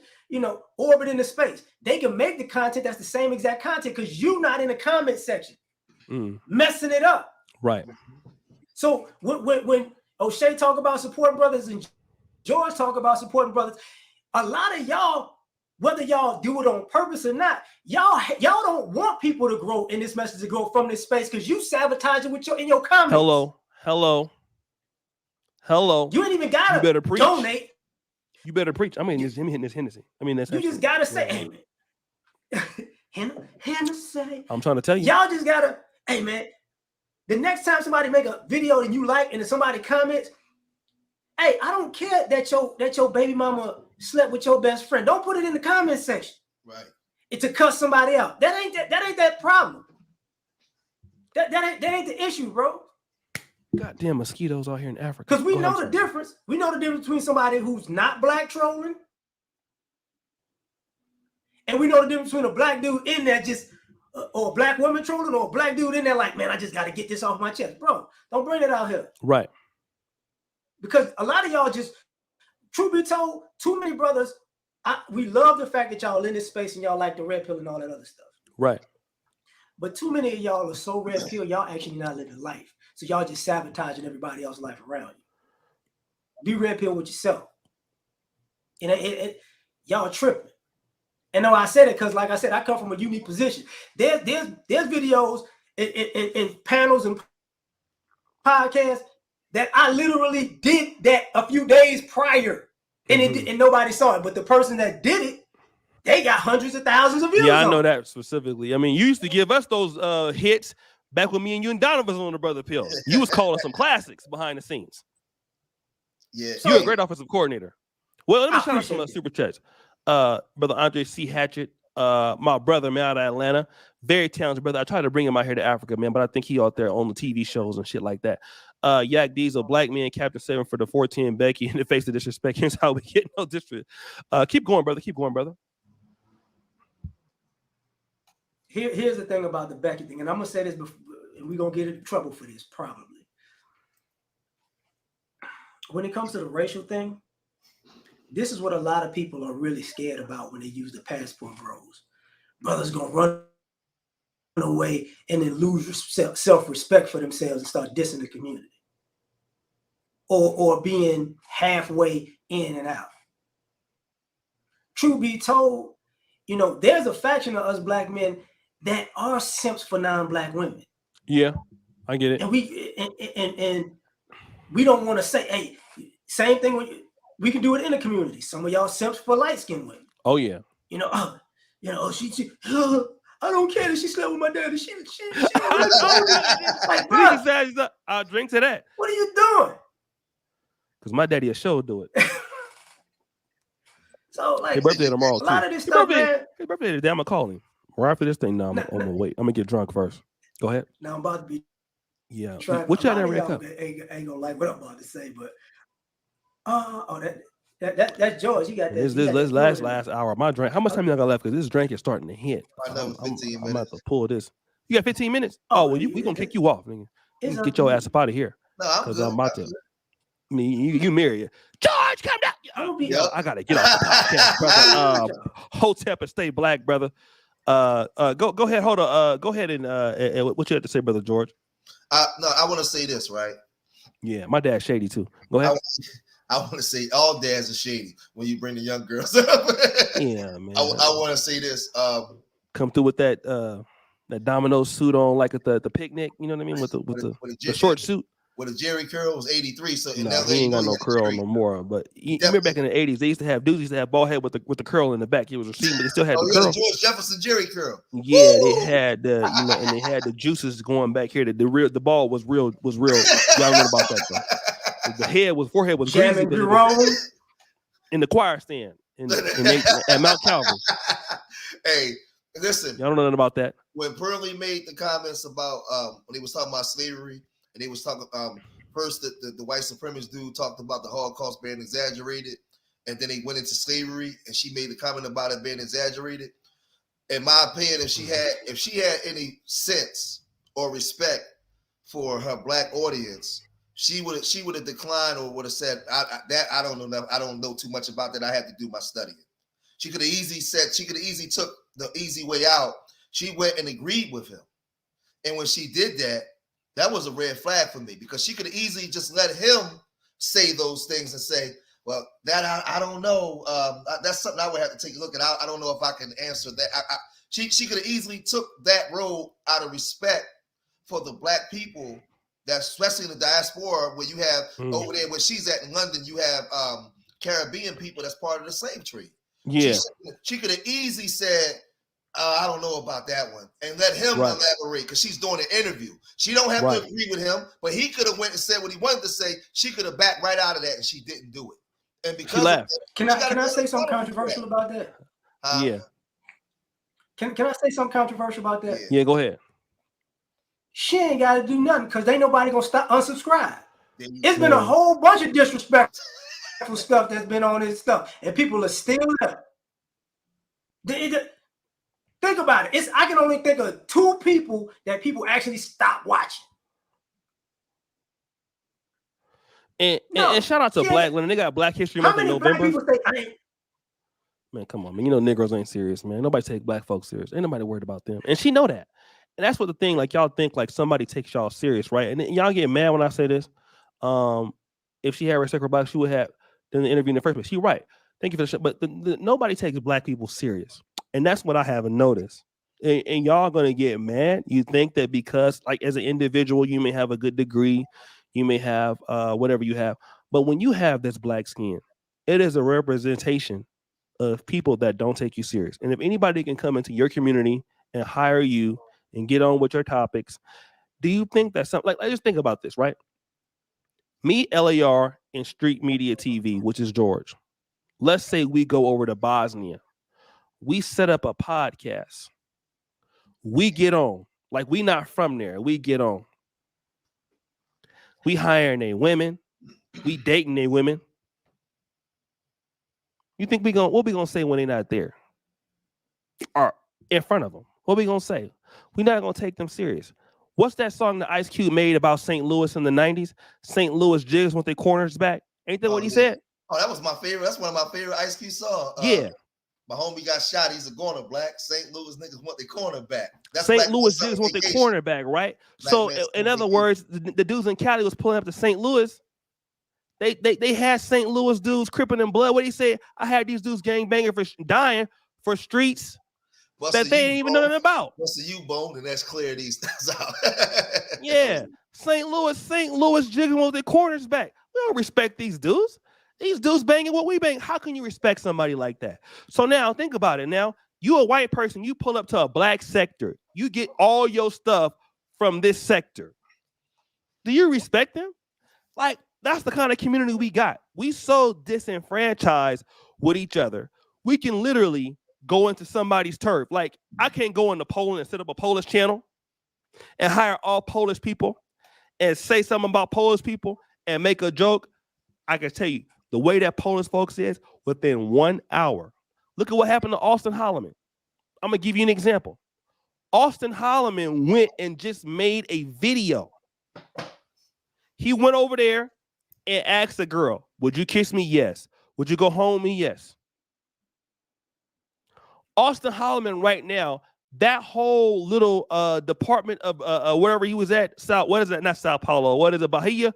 They're trying to investigate criminal charges against him. If he was still there, he'd be dead by now. I think he went back. He in Brazil right now? I think so. He better get his ass up out of there tonight. If he went to Salvador Bahia, he probably gonna be a dead man.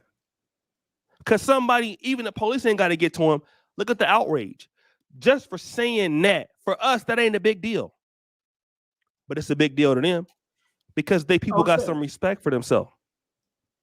Now, I know you remember when old boy got kicked out of China, the basketball player, like a year ago. Yeah, what was the black dude? N-word. Yep. What was the black dude that was on YouTube? Hold on. In Russia? Somebody said Tommy said this, bro. Didn't nobody even know that Tommy was back on YouTube, bro? Shut up, dude. You dusty, man. Like, come on now. Don't nobody even know if the guy was on YouTube. Shut up, bro. I got 100 and something million views last year. I don't snipe from nobody. Get up out of here. Shout out to him, whatever, but come on, you sound stupid. Get up out of here. Go ahead. That's another thing that people do. Come on, man. Dudes come on here saying anything. You remember the brother that was in Russia? He was dating the girls and then he had to tone it down because he was like, these Russians not playing. Uh-huh. Yep. Yeah, man, they're not playing. I forgot his name, but he used to live in Russia. You know, but like a lot of times we don't think about it because. Remember the black boy in Greece that got killed? The black boy that got I remember that, but that was like some sideways stuff with other people. Mm-hmm. Some Serbians also was mixed up in that thing. Mm-hmm. But he still got mobbed. But people don't realize, like, you can't. It's certain things that people won't. They're not going to allow you to do. And I think one of the things that we need to talk about as black folks that we don't want to do, we don't necessarily talk about. We're comfortable disrespecting each other publicly, so everybody is emulating us being disrespectful to each other. They just doing blackface. Yep. You get what I'm saying? So, and some of us, we like, oh man, that's nothing, and it's only nothing until it happened to you. Hello. You know, when it happened to everybody else, it's nothing, but when it happened to you, now we need to, we shall overcome. And it's like, hey, you can't have it like that. But I should still say, just in some sense of pride, just in that interview, when it's just because of the space that she's in, and I just ask black men just to have some sense of pride. I don't care if you don't like pro-black. I mean, but god damn, when she says instead of her taking the ladder, just going out, just letting him have that, you don't agree with him when it comes to slavery was exaggerated. Never. No, you can't let her do that. Never. I don't care if we beat up on each other every day, whatever it is. I don't care if we argue with Cynthia G. She's not one of us. You never, can't do that. And when we make excuses for that, I'm gonna tell y'all, I want y'all to really understand. I don't care if you don't like me. When you allow her to do that, other people watch it and they see that and they say, "Damn, these people have absolutely no self-respect," because they wouldn't let you do that to them.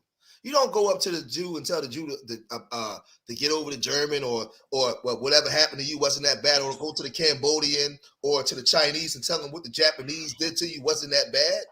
No, she don't get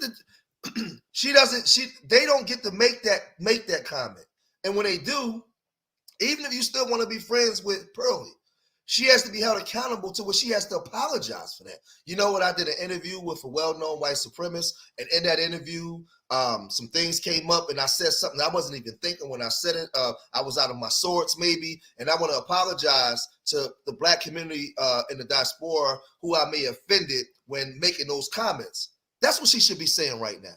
She should be made to apologize. You don't never get to say, well, maybe slavery was exaggerated. How the hell do you know? But if we don't remember, I'm laying right here, LAR. If you don't make her say that, if you ain't making her say that, then I mean, I don't know what else to say to you guys, man. You ain't gotta like me. You ain't gotta like pro-Black, but you still gotta stand on something, man. Let me just say this before we go to LAR. Anybody that says y'all tripping, I'm timing you out, bro. Let me tell you why. Before we go back to LAR, shout out to Nayene in 13.99 Canada dollars. My granddaddy was born in. I always mention him. My granddaddy was born in 1918. He was born in a little town called Lincoln, Missouri, which was still a slave. Missouri was a slave state. And my grandfather ended up a little bit in Las Vegas. And by the time 1949 came, he was in Oakland, California, in the Bay Area. And I told you about in 1949, he actually got baptized at the Macedonia Baptist Church in Richmond, California, which is still there. I always remember those years because he always told me his timeline for the most part. I always remember that. My grandfather in 1928, had to drop out of school to help his family till the yards. This was very common. My grandmother cleaned houses for white people. She was in Bastrop, that part of the family. Morehouse Parish. So my other part of my family came from Natchitoches, Louisiana. So they had to do a whole lot so that I could be here. Listen to what I'm saying, talking to you. I went to medical school. I went to undergraduate. They gave me an opportunity, and many of y'all grandparents and stuff went through the same things. All right? When they used to call Black men boys, like, think about this. You're a grown Black man, and you can't even look at somebody in the face. You 50 years old. Some of you young white boy, guy, 19 years old. What you looking at, boy? Nothing, sir. And you 50 years old. You know what I'm saying? So now they can't go to the same restaurants, can't go to the same schools, can't do the same things. We're not talking about slavery. What about what happened after slavery? We're not even talking about that, right? And so no other person has the right to talk about that, because the reason why I even know you or speak English is because you were complicit in that situation. Your people. How do you even speak on that? Right? I can never let anybody get away with something that people die for us. All of us that are African Americans, press 1 in the chat. Everybody that's African American. If your grandmother or great grandmother was in Jim Crow, and press 1. Press 1. So when she's saying is what your grandparents went through, whatever stories they told you, it didn't matter. It wasn't that bad. Because everybody, our grandmamas and Medias, they told us about what was told to them, right? So it wasn't that bad. So how can a white person who never experienced that tell you about what your people went through? Matter of fact, we suffering right now to a certain degree because of the fact of what we've been through. So how can somebody tell you that? As a Black person, you can accept that? I don't care how you feel about Black people. That's unacceptable, bruh, because no other groups. What do the Jews always say? Never what, George? Never forget. Never forget. Never forget. Never what? Never forget. That should be on every Black person's wall, man. Never forget. I don't care if you a Hebrew Israelite, you're American Indian, you know your people suffered somehow. Never forget that. So can't nobody tell you about, because I know what my great-grandmother, I know what they had to come through coming from the South to California, being redlined. So what you came to California? You got put in South Central. You got put in Ghost Town in Oakland. You got put in East Oakland. So how can somebody tell you that, man? And then you get these people that come in and tell you about how your experience was, and you think it's over-exaggerated. You can never say that about somebody, man, that's Jewish. Never. That's why the Jews rule over us and every other group. Hunters Point, Sunnydale, Filmo. Put them over in the projects. Nickerson Gardens, Bounty Hunter. So, man, I can never let nobody say and get away with that, man. Never. It's not funny. I could talk about you all day. And we could talk about it because we're the same people. But she can't say that about what happened to our people at all. Never. Never. And until the black man starts to get you, ain't going to get no respect. Y'all can make excuses for that. And the Asians make you pay every day if you say something about them. Ain't that crazy? You can make excuses for that, but the LGBTQ make you pay if you say something crazy, right? You lose your job. You as a black man know for a damn fact. If you say something about the LGBTQ, your ass is fired, right? If you say something about the Jews, you fired. But you're the only group in the world that feel like it's okay. Well, you know what? That wasn't that racist. It wasn't that whatever. Oh, you're reaching like Michael Carpenter, punk ass, who I'm about to time the hell out. You see? He probably ain't even black. But every other group you know better than to talk about. It used to be a time where you could talk about Muslims. Remember 9/11? It was free reign to talk about Muslims after 9/11. They fixed that shit real quick, didn't they? Can you talk about Muslims right now, Arabs? You know, go to Dearborn, Michigan. They praying 5 times a day. 5, 8 in the morning, all of that, right? You're the only group of people in the world, in the black in America, that make excuses for why everybody else disrespect you. While at the same time, you know better than to talk about Muslims. You know better to talk about Jews. You know when you go on, if somebody cut you off and they Hispanic, you know you better not go on your social media or on your Instagram and talk about Hispanic. You know your job depends on that, but you'll get on the Instagram and talk about somebody black. Hey, O'Shea, did you see? Yeah, you know that. You see, what's the rapper China Mac? Charleston White said something about his people. You see how he went off? Yeah, he wasn't happy. Now he sit right. around and talk all kinds of Negro crap in his music and the drugs he sell. He ain't selling them in the Chinese neighborhood. All that kind of stuff. But as soon as Charleston White said something about his people, he went off. Why can't Wait, hold on. Wait a minute. China Mac, you made this point. Remember AD from Adam 22? They had a fight. Yeah. China Mac pulled up in AD's in LA County and said, the fight. I want a fair one. Shout out to the brother. Me. He pulled up. I gotta give it to him.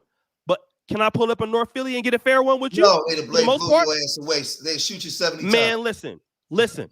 Come to South Philly saying I'm gonna pull up as an out of town. I want a fair one. I ain't going with you. Where JB at? We from Sacramento, right? I'm just gonna be real.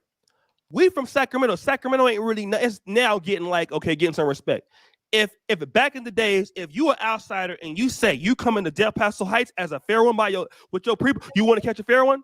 Ain't no way you come into Del Paso Heights and you're gonna get a fair one, bruh, and you getting up out of here alive. Never. That's like T.I. going over to Cloverdale. And what happened to T.I. over in Cloverdale? Man, they beat T.I. ass, right? They whipped his ass. Cloverland, right? But now the Asian guy can come to LA and get a fair one. No, don't kick him. It's all good, whatever. But that's how y'all operate. But now if it's Fruit Town against Treetop and Compton, ain't nobody getting no fair. Somebody got to die. But that's how y'all think. But you can never go to Chinatown and get a fair one, China Mac. And it never will happen. And China Mac can come to the black community and get a fair one. You can't go over there and get a fair one. And you already know that. And dudes was taking China Mac's side online that time when he fought the dude from Come on LA. now. They was taking his side. I was like, whoa. Come on now. But y'all, that's how y'all think. Go ahead, brother. This is where we get really hypocritical. When DJ Vlad said he wasn't apologizing for what he said about Minister Farrakhan, right? Brothers kept going on the show. Huh. So Pearlie said what she said about slavery. Brothers gonna keep going on the show. It's simple to me to predict that, right?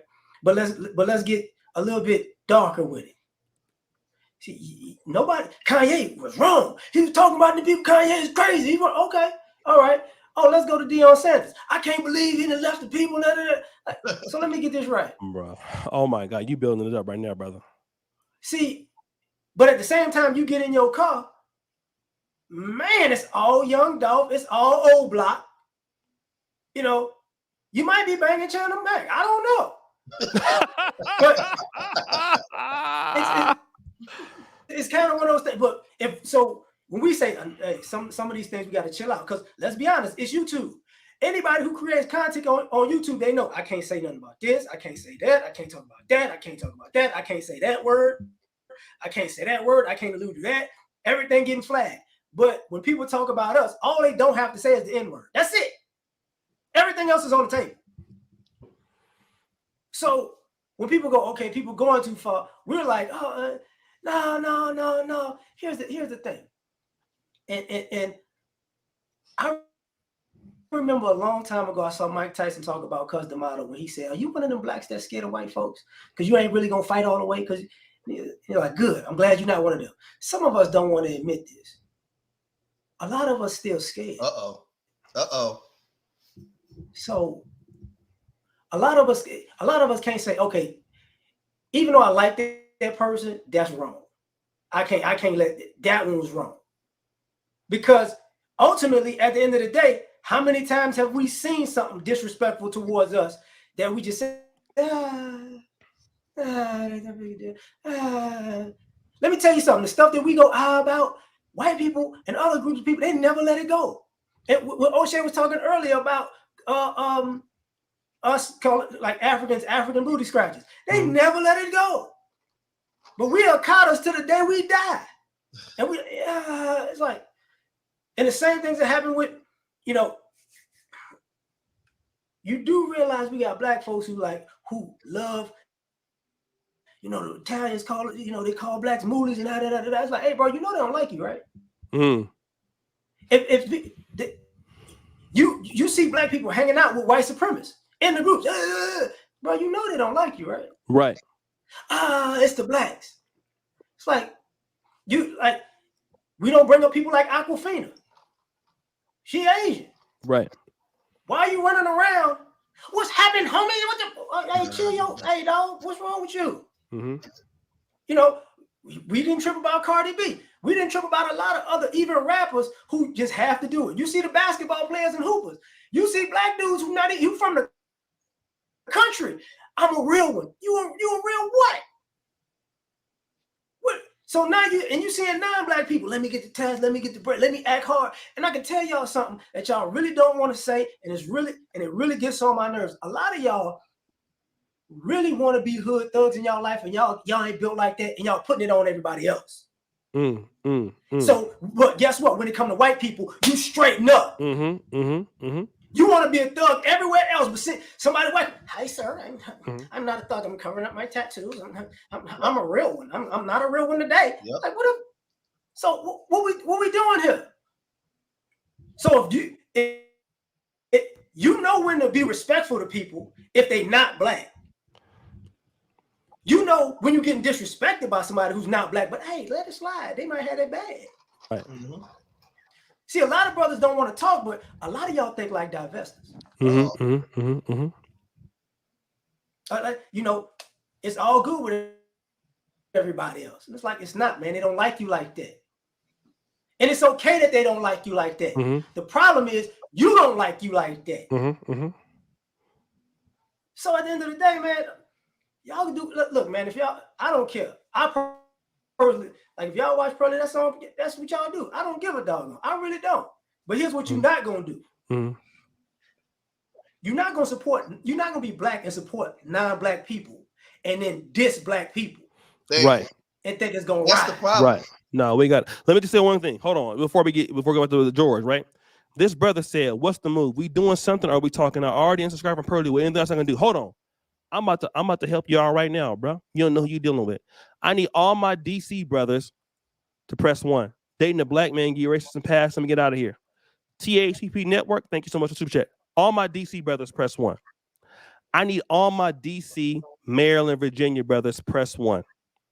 Because I'm going to put them to the task. You want to know, you talking to the right person. 1, condemned, melanin. I want all you brothers right now to email me after the show. All my DC brothers. I'm going to link y'all up. I want you brothers to meet up and have some coffee and talk about what you brothers can do together in DC. That's my challenge every show. So all my DC brothers, I'm going to link all you brothers into like a WhatsApp group or something like today. Since you want to say what's next, you got the right person, bro. You don't know who you fucking with. You got the right person. All my DC brothers email me. We're going to put it to the task. And if y'all actually go off for coffee, I'm going to pay for it. This is the truth. Be more Maryland. Yeah, all of that. Baltimore, DC, I want to see pictures. I'm gonna make a video about it. This is what I want to see. So don't run your mouth, bro. Like, you know what I'm saying? I'm real out here. So we're going to really see what y'all about. Let's see. Let's link them up. Can y'all all pull up? Can y'all organize a date? Yeah, we're gonna cause see, I'm out there every country, Nigeria, I'm out here everywhere. So we gonna do something. That's how we gonna do it every show like that. Where y'all at? Hit me on the email. Drop your numbers. We're gonna go head on. Now I'm about to use my other phone because I don't want y'all hit me up on the WhatsApp every day. But we're gonna put y'all into a group. Let's do that. I tell you the challenge. I'm sure. No. It's not a challenge, brother. I'm just saying. You said what's next? We're gonna show you what's next. Shout out to the brother Trey because he said what's next. Yeah, it's a challenge. Are we gonna keep complaining? So what's next? We're gonna get it to the work. We're gonna do the work. Let's do it. Let me tell y'all something. Hit me on the email. Because I had some brothers doing it in the indie. Go ahead. See, this is what y'all forget about the Black Manosphere. This is what y'all forget about the Black Manosphere. Outside of just talking about women in relationships, we do the stuff they call brothers to task to get stuff done. The problem is y'all bail. That's what's been going on for the last 10 years. Brother, we need to do, okay, well, let's do this. You for real now? Yeah. It's not a challenge, but this is what brothers have done for years. A lot of y'all a lot of y'all just show up for the relationship content. Y'all forget all the other stuff brothers did over the last 7 years? Oh yeah, because it wasn't entertaining to you. Because when it was time to do all of those things and meetups and groups and other quote unquote shows and other books and other things that getting people with jobs, a lot of y'all didn't show up. Helping y'all start businesses, helping y'all learn about finances and stocks, a lot of y'all didn't show up. So guess what? It ain't necessarily a challenge, but even the guys know. O'Shea was talking to what? Dudes in trucking. Other guys were talking to dudes in IT. We've been talking to dudes in real estate. I've been doing it for years. Literally. For years. So. Yep. For years. So, again, shout out to Urban Nerd support. You know what I'm saying? The brother said, oh shit, what about George Macon too? Where's the money for the kids? Why don't you give some? Yeah, I'm gonna give them some more after this. So, I said, tomorrow morning, 9 o'clock in the morning, I'm at Temple University. I got 47 children. We're gonna have a bus. Temple is sending a bus to come pick us up. We're having a whole cradle to the grave presentation tomorrow through our foundation. I'm putting the link in there. I'm doing my part in my city where I'm at with other black men, with developing black boys through our Urban Nerds Foundation. We got our link in there. Y'all more than welcome to support it. Whether you support it or not, we're going to still do it. But you guys are more than welcome to support it. O'Shea supports. It's right there. All the time. And I'm broke. So yeah, tomorrow. Shout out to Mo Banyu. And I'll be live when I'm there with the children. You'll see as I'm doing my part. Yeah. So I want all the DC brothers, man. Hit me up. We're going to get the brother. And I'm looking for the brother to put his email up there. I don't know if he's going to put it up there. I need a job. I got enough editors, brother. So we're gonna have a call to action every show. We got the DC today. The next time we do the Bay Area. I'll work at PA currently. And this is what I want to see from this, right? The condemn, right? That's what I want to see. Here's what I want to see, right? And I know a lot of you brothers is gonna be offended by what I'm about to say. But you know, when I started coming into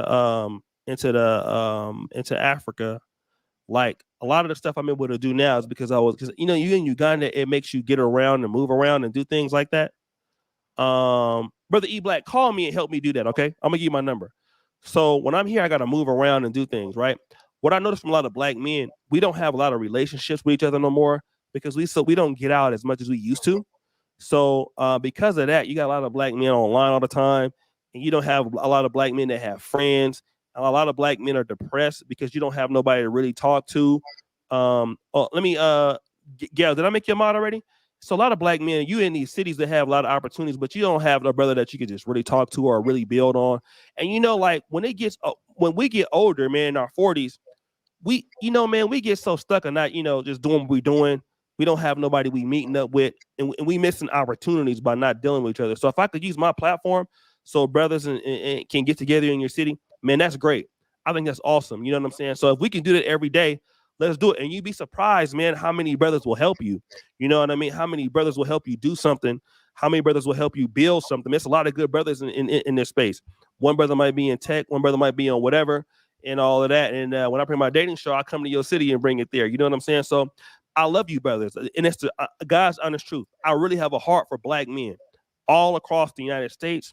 And a lot of black men just need to really start being friends with black men, because a lot of opportunities you get it with black men. So we cut our water off because we hate each other so much. But a lot of black men, if we would just somehow talk together and work together, a lot of brothers would introduce you to certain opportunities that you wouldn't get. And you get a lot of every group, man. If you have empowerment of your men, like there's a video I want you guys to watch. How to turn a poor country into a rich country. Let me do this real quick before we give back to you guys. Into a rich country. And you know what this guy's economist, you know what he said? One of the ways you can turn a poor country into Benjamin Faust. I want everybody to watch this video. He said, if you have educated and talented men. Now, I know in Black America right now, we have a lot of women that are being empowered. But one of the things is this. If you get African talking crazy, look, yeah, Africans talk crazy sometimes. African Americans talk crazy sometimes. We need to work with who want to work with you, bro. It's a lot of African Americans that will work with you. A lot of African Americans that won't work with you. A lot of Africans that help you. A lot of Africans won't help you.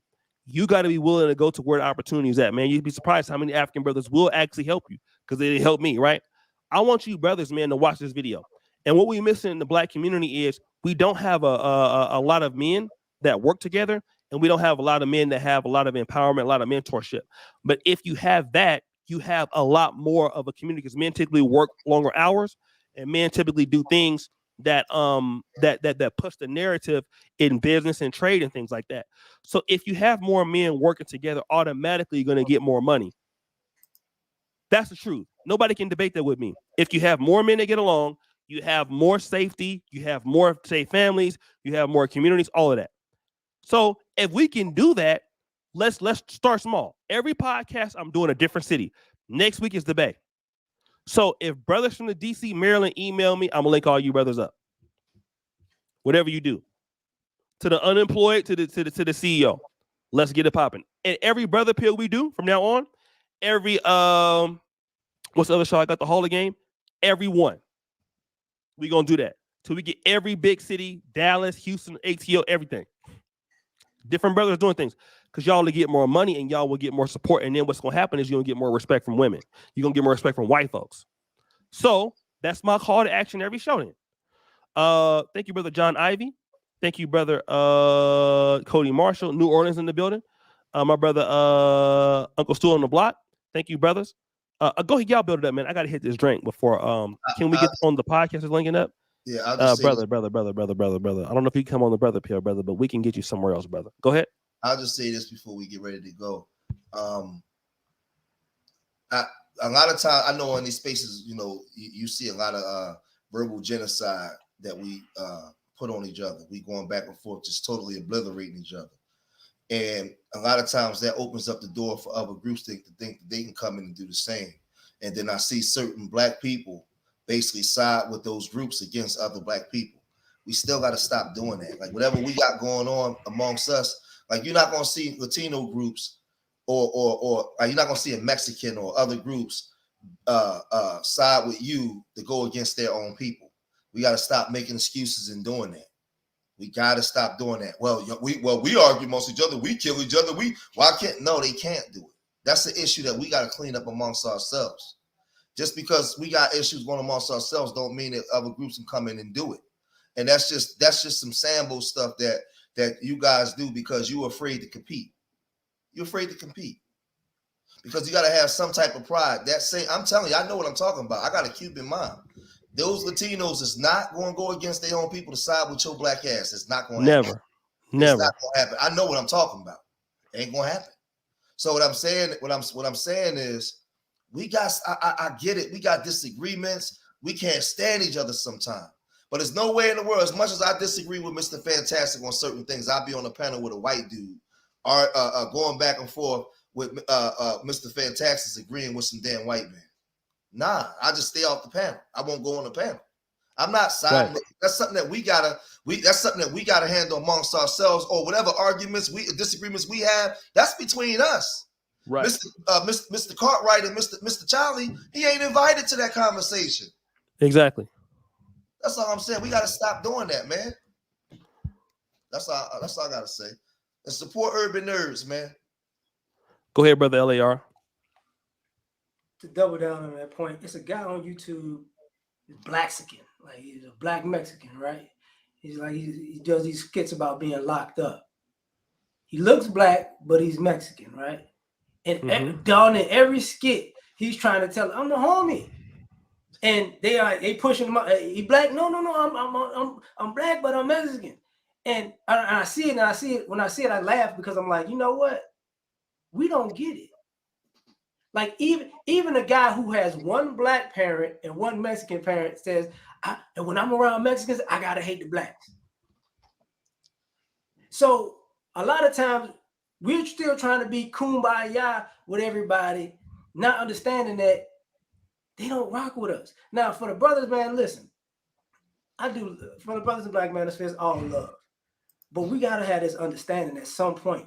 I know too many brothers forget brothers. I know too many black folks want to be loved by non-black people so much that they willing to throw themselves under the bus.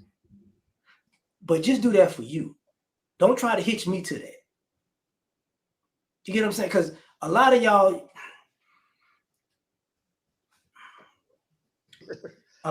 hate y'all brother more than y'all love y'allself. Mm-hmm.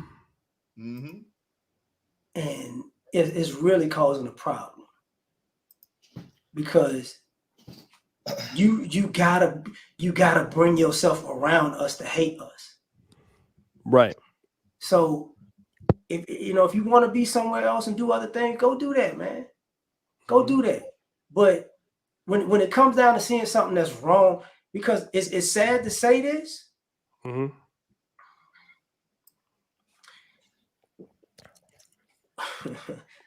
I hate to say this.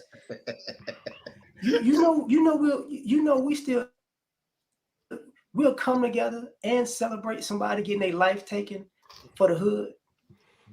And they'll and it's messed up to say it this way. We don't do that when other people come take our life. Like, we just let it ride. Like, other people could do us dirty, screw us over, embarrass us, get rid of our lives, and we go, let's just brush it off and keep walking. But we celebrate music about us doing it to ourselves, but at the same time, we're ready to go get back if you did it to somebody close to me. We don't see ourselves in each other. And we ain't really riding like that for each other. And a person like me, I grew up in New Orleans, Chicago, the DMV, and I'm in Houston. The one thing I can tell y'all for certain, out of all the years that I've known, we set trip on a lot of different things but other people. We set trip 2 blocks away. Y'all can't come over here. But y'all will go 4 blocks away to somebody else that don't look like you and be punked out because you ain't supposed to be over here. So we got to stop being hypocrites when it comes to that, man. I'm going to leave it alone, man. The last thing I'm going to say, man, is, I noticed is, like, when I came into the black manosphere, man, I thought a lot of problems were with black women. And I hate to say this, man, but what I found out, the most of the problems was with black men. And it came to the point where it's not about the women anymore. You know what I'm saying? I just got to be real. Especially when we had that situation where, it was the war we had with Kristen Kieran, And after that, and then I'm guilty of that. We all went into civil war and started fighting each other. It's kind of like how South Sudan, they got freedom from the Sudanese, they started fighting each other. And a lot of things that black men go through, man, it's we don't really have the maturity, and this is even me included. I'm just now getting a lot better at it. We don't have the maturity to, okay, maybe this person is not being disrespectful. Like, let's say somebody like Edie Cole, right? Edie Cole is real opulent, but that's just how Edie Cole is. But as a black man, I had to learn, like, that brother is not trying to disrespect me personally. That's just how he is. Like, you know what I mean? So I have no real reason to be mad at him. And then what I failed to realize is that I'm a Pookie O'Shea. I don't know what that means. You gotta yeah. I'm a Pookie and Ray Ray. I don't know what opulent. That's too heavy for me. What does that mean? I mean, he likes to show off rich shit. Okay. Sorry, I know you know what it means, but like I said, Philadelphia. Yeah, and a lot of our black men, man, we just don't even know how to disagree. We don't know how to talk to each other. And these are brothers in the black manosphere who think the problem is women, and while women do have a problem, the communication between black men is crazy. And one of the reasons why, like, a lot of, like, I see my grandfather's generation and how they would interact with each other as men. Man, old school guys, man, they would speak to each other. You know what I'm saying? You would get them coming out to do, things in the community. The church fish fry, the deacons and stuff like that. Man, you had deacons in the 50s and 60s, man. The deacons would pick the pastor up out the pastor's chair and put him out the church. That's how black men used to be. But now, man, black men have been so programmed to be so, I mean, look at the drill music and all that kind of stuff right now, right? So what I've noticed is that I was able to see the last generation of black men that could actually get along. Get up in the morning, how you doing, Mr. Honeycutt? How you doing, Mr. Johnson? And you know what I'm saying? Black men had manicure lawns and things like that. But now what I'm seeing with a lot of the brothers is, I see a whole lot of disunity, and a lot of black men don't even know how to talk to one another as humans. And one of the things is the things that you go through. The one thing, like me and Brother George as black men, we solve the black world's problems every day, or most days, or me and LAR movement. But the one thing is, I respect these as my brothers, right? So we can disagree about certain things, but then there's a level of respect that we got to have for each other as men. And I know that he's not disrespecting me. There's videos that George, he be right blowing me up. He don't like the video, but he's my brother. He's not gonna come at me, call me out my name or something like that.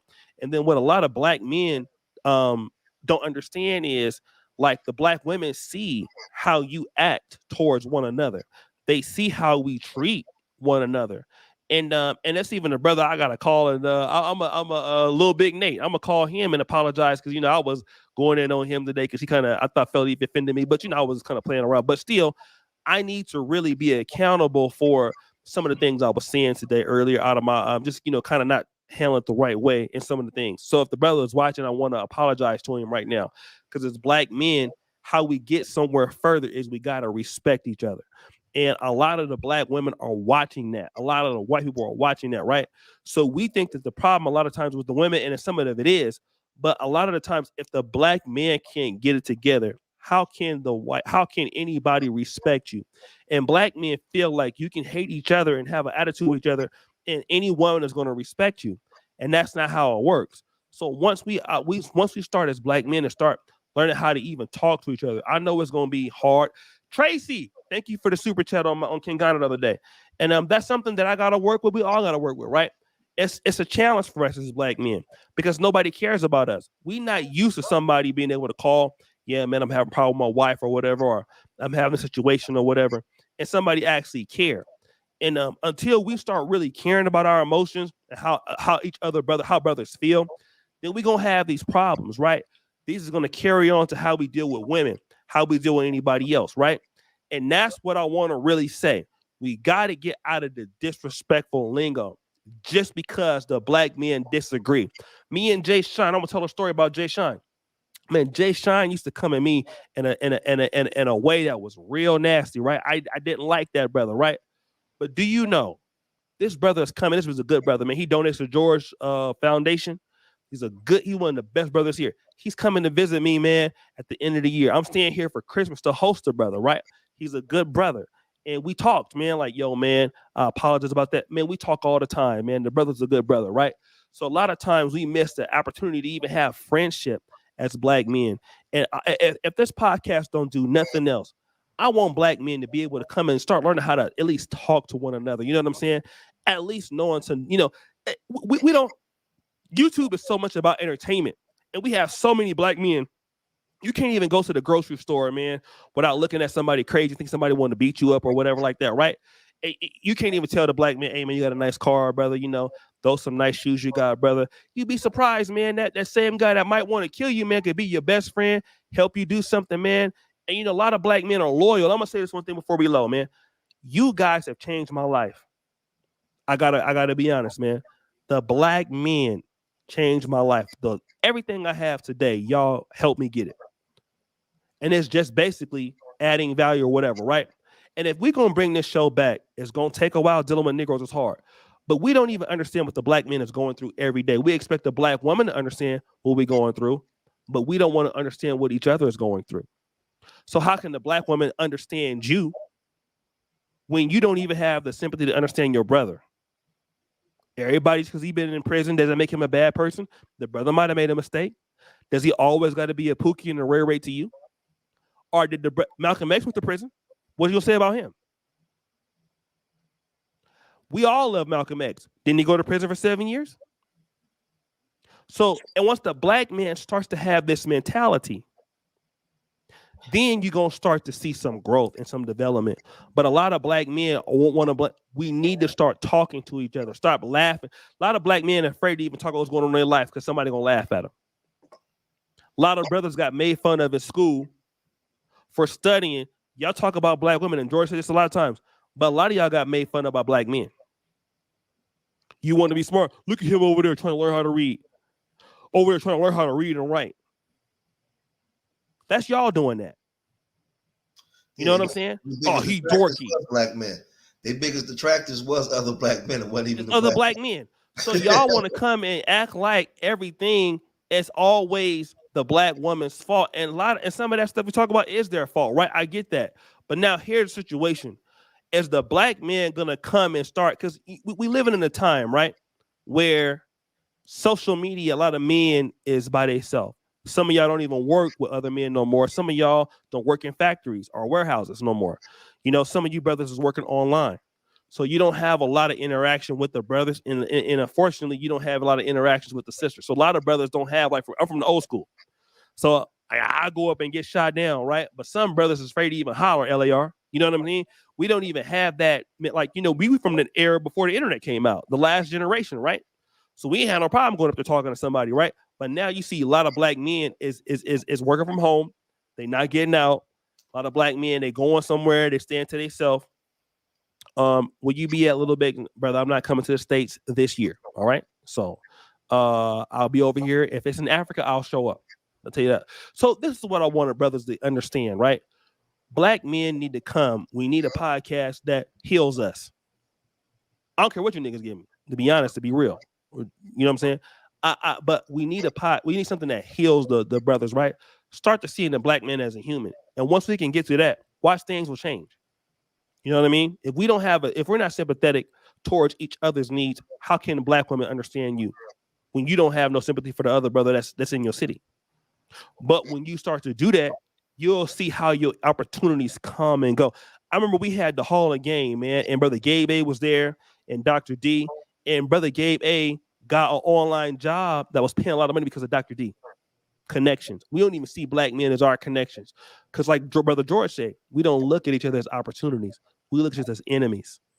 Mm-hmm. So we don't look at somebody as a Black man could open a door for somebody else. To be honest, the Black man is so powerful, you don't even need a white man to open the door for you because we got so much opportunity. We can open a lot of doors ourselves. David Carroll said the Black people can solve 90% of their problems overnight. I believe that. But you can't do it when you're a hater. Yeah. Let me say this, O'Shea. Let me say this. Yeah. I guess I'm the LA. I guess I'm the big simp because I'm the neighborhood stepfather. My organization, everything that you talked about is about redeveloping young Black men into understanding what their roles are to each other in their community. and being that's why we created Urban Nerds. So that's why I named it Urban Nerds. Our kids call themselves real niggas in the street. A lot of them don't have fathers. So me and the men in my group, you know, we're the father figures. I'm the simp. I'm the stepdad. I care enough because I'm looking at a lot of these grown-up men and women that are children disguised as adults, because that's how a lot of you behave. It has nothing to do with your economic status, because a lot of you are still immature, and a lot of you still don't know how to work with your people to get some form of power and respect. So we created, me and a couple other people, we created Urban Nerds to bring Black intelligence back to the community and to get children in positions to be the best version of themselves and to get them in rooms. We were going to, I went to the University of Pennsylvania last year, and they had like a coding camp for children. And the people that was there was Asian kids, Indian kids, and like African kids from Nigeria. It was, none of us was represented there. And I said, man, how can I get my kids there? Then I thought, somebody said, no, why don't you get the space and create your own coding camp? Bring in a Black teacher that can teach coding. So we're in the process of getting those things together, of getting these boys and these girls. The girls call themselves bad bitches, and the boys call themselves real N-words and all that kind of stuff. We say nerds over niggas. We say urban nerds, not urban shooters. You know, we say you're greater than your circumstances. And every day we strive to be the best version of ourselves. When our kids come into our place, that's what they say. We make them repeat that. They come and they say it loud. Wait till tomorrow when I have all of them. I'm gonna have them say it on a thing. But we got to start supporting our stuff, man. You know, you're greater than your circumstances. You're greater. Every day you strive to become the best version of yourself. And we impart that in young boys' minds every day, because they get the other side impart in their mind. Then they come to YouTube and they hear y'all going back and forth all day, committing verbal genocide on each other. Young kids with underdeveloped brains that can't comprehend the way you do and process information the way you do. You feed them with all this poison, because a lot of you are like children disguised as adults. You feed them with all the poison, and we gotta get away from that. So, like I said, we created our nonprofit to get these kids in a better position. Man, you guys can support. If you live locally, man, you can support by coming down and lending a hand and helping out. You also can support financially by going to the website and donating through PayPal, Venmo, or the Cash App. But you guys can support, man. And we're trying to expand Urban Nerds in different cities, man. But we got to start somewhere. Start from an idea, and then we branch it out. But it has to start from somewhere. And I'm doing my part. So y'all don't want to be the stepfather to some of these kids? I'll be the stepfather. I'll do it. Me and some people where I'm from will do it. We'll do it. I'll do it. You guys, if you don't want to be it, you can support them, and you can help me help these babies. Let me say shout out before you go. Let me say shout out to Brother Theo Waff, right, Brother George. I want to say Theo Waff does an excellent job, man. He's a great person. A lot of respect for that. But go ahead, Brother LAR. Y'all both of y'all said something that I gotta say. Thank y'all in general for the things y'all do. For you brothers that work, the younger generation of Black men that work with you, they just want you to show them some love and give them some game. Right. Because I'll be at work. I'm chill on this, but I'm a clown at work. But I talk to the younger guys, man, and they're happy for an older guy to just talk to them and clown with them and give them some game. Because for some odd reason, it's coming off like brothers been too adversarial. So, you know, if you go out on your job, if you walk across kid in the street or whatever, don't give them a mean mug. Just say what's up to them, man. They appreciate that, man. And that stuff that they used to do to us when we was younger. So we should be doing it to them. You know what I'm saying? Show them some love and give them some game. Don't be afraid of the youth. I don't know how some of us, we come from the hood and now we scared of young kids. Like, how? So, you know, they want to actually get your attention for you to pour into them in some way, shape, form, or fashion. So, you know, don't be afraid to do that, man. Yeah, let me just shout out to Christina. 3 brothers and mother father, both in the home. Didn't know we did good. Had it until I was in my 30s. Think your message is powerful. Sister Tracy again. I believe she's getting married to a brother in Uganda. Great Britain. Yeah, I think you guys should pull up later. I'll show you. You have a channel? I'll pull. If I'm still up, I should be up. But I want to let you know, man, I love the brothers, right? It's the truth. You know what I'm saying? Like, I had an opportunity to go into the main celebrity space long time ago. You know what I mean? I got one of the better studios on YouTube, probably the best studio on YouTube, right? We produce everything in my studio, but I love being over here, and I have a passion for this sort of content. I haven't been in live streaming for like almost a year. And I don't know if I maybe once a week, me and the brothers can come through and do something, but I will start back with some of the interviews or pre-recorded and things like that, because my schedule is real big. I'm all over the continent. I'm in West Africa. I got Woody Maya still here. If you guys know Woody Maya is here, he's still here in Uganda. So I'm, dealing with that a little bit. And he calls me, O'Shea, where are you at, O'Shea? I'm coming to see you today. So, when Woody Maya, he like Kevin Samuels, man. When Woody Maya call, he wants you to drop everything you're doing and deal with him. So, if you guys don't know, I'm really sort of also popular in another community, in the pro-Black community, Pan-African YouTube. So I'm big there too, not just in the Manosphere. So I have another community that also am a part of.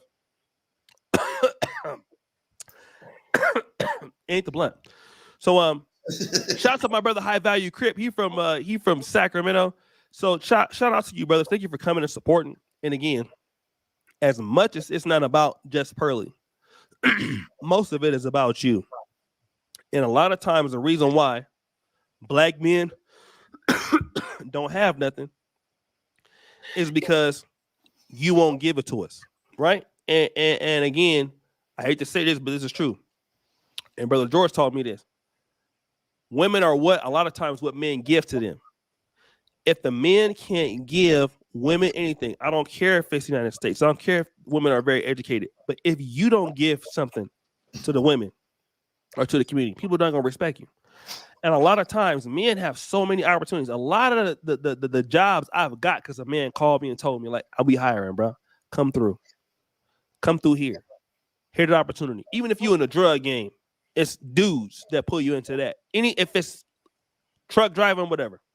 Once Black men start to pull other Black men in and have a attitude, like with Kevin Samuels. Kevin Samuels helped me make so much money. It didn't cost me nothing. I could have been a hater towards him. Kevin Samuels, man, almost everything I got in this studio right now, damn near came from that Kevin Samuels run, right? Because the brother looked out for me. So if you brothers start pulling each other up, man, like we can start seeing a lot of Black men being successful. We need successful Black men. And once you start getting successful Black men and you start seeing your value, you'll stop letting other groups disrespect you. But you have that mindset because you ain't used to having nothing. A lot of Black men ain't used to having nothing, ain't used to owning nothing. But people who used to owning something know they power. And when you own something, you don't let people respect you because you got power. Once the Black man got power, he will start to act like it. That's why Jews and Asians and the LGBTQ, they act like how they act because they can do. But the Black man is okay with not being powerful. He's okay with not running that. He's the only person that don't want nothing to do with this community. I'm tired of the Pookies and Ray Rays. I'm getting out of here. I don't want to deal with you. But where are your money at? Your money is where you from. So once the Black man get out of that mindset, I don't want to work with those other dudes over there. How you gonna get something, bro? You gonna leave where you from, where you understand? To y'all can say the same thing about me. I'm still in look, Africa. I can understand more about Africa because I grew up with y'all. So once Black men start to do that, things will change. You know what I'm saying? So hopefully we come back sometime next week. I'll be giving LER, brother George. I'm tired of talking. I got the Hennessy. I mean, it's not, I already want some so bad. This is actually I'm drinking a white man's wine, y'all. Hotep. Any last words? Support Urban Nerds, man. Support your brothers, man. Stop the verbal genocide online, man, between the women and the men, please. Do y'all want us to bring this back? Do y'all want us to bring this back like once a week, twice a week? I've been lying to LAR for like about a year, man. I've been lying like crazy, dog. Gotta put a one in the chat if they want. The brother been good to me, man. I've been lying to the brother, man. Like y'all, I was lying, man. Like, how long I've been telling you to get the LAR back? How long I've been saying every day? I gotta tell a little short story. So George convinced me to come back to the Repat podcast. If you guys see my Repat podcast, that's a pre-recorded podcast. So I'm running the studio every day. I'm also in the Pan-African dating show. So the Pan-African dating show is hard because you got to do interviews. You got to do food for the day. You got to have somewhat of a set design, all of that. It's like a TV show. So he convinced me to come back. And then the brother pill, I'm like, and I still got to work tomorrow for the next day. This is like 3:36 in the morning. So I got to have my work in by 6 for the next day. So I got to record these junks. And so I'm like, man, and a day in Africa is shorter, man. It's like you can't just go to the gym at any time of night. You know what I mean? And I've been lying to LAR for like a year. He sent me stuff every day. I'm like, this is my brother, man. But I'll be lying. I'll be lying like y'all. I'm like, yeah, we're going to do the show. We're going to do the show. I'll be lying like a mug, man. But I promise you guys, we're going to do this season as George this season. I want to have, I've had other brothers, right? But I want more of a pro-black feel this season. And the next show I want to do about is a Sierra thing, because me and George sort of disagree on that. A lot of you brothers, O'Shea Linux. So we kind of disagree on the Sierra situation and Russell Wilson. So I want to have that debate. Maybe we can get that because George feels different than me on that. So that's something that we're going to disagree with. I think that's to be the best show. And it's like, black men need to shut up about Sierra. I think that'd be a good bill for us. I'm going to come back and I'm going to give him that work. We're going to see how he does. But if you guys want us to come back, press 1. And let me if you guys want, let me go ahead and get LAR Movement subscribers and brother George make a subscriber. So shout out to LAR Movement. I want you guys to subscribe to his channel here.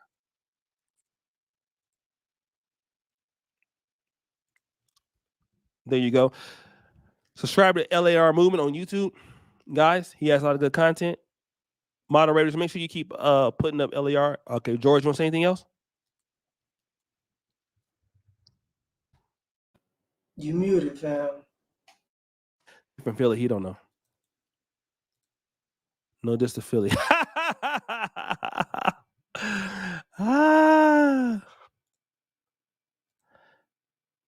No, he's still muted. I told you the brothers from Philadelphia, man. I gotta pray for them, brother. Some of my brothers from Philadelphia, brother. Our brothers from Philly, brother.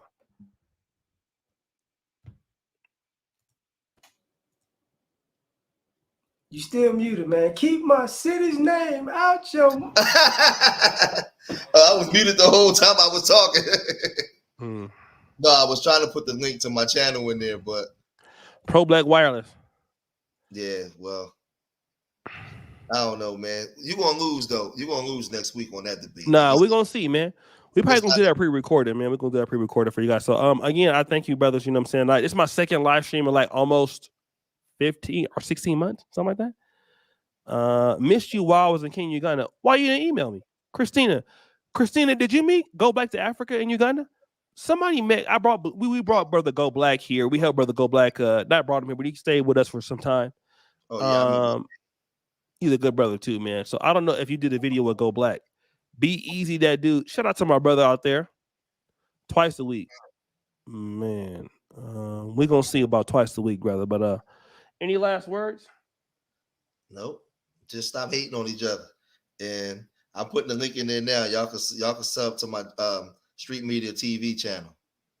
Yeah, but no, we'll come back. They need this once a week. Yeah. And shout out to E4. Listen, bro. I'm from North Cali, right? E40 is a god where I'm from, bro. Like, you just cannot say nothing about E40.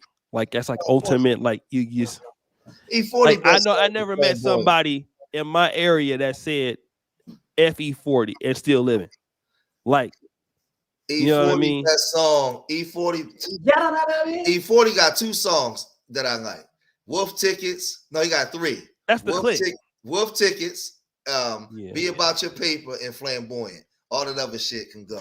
High Value Crip. Like, have you ever heard somebody come out and say FE40 and they really still living? I never heard that. Like, I'm just gonna be real, man. Like, E40 and like I first got him on in the Major Way album, and I was like in 95, 96. He ain't the best one though. He ain't better than Be Legit. Come on, man. Stop playing, man. I like Be Legit, man. Be Legit, D-Shot, but like, come on, man. Like, I never heard nobody ever say, man, E40 ain't, man, and like you still walking around anywhere, Sacramento, Oakland, Vallejo, which is where you're from.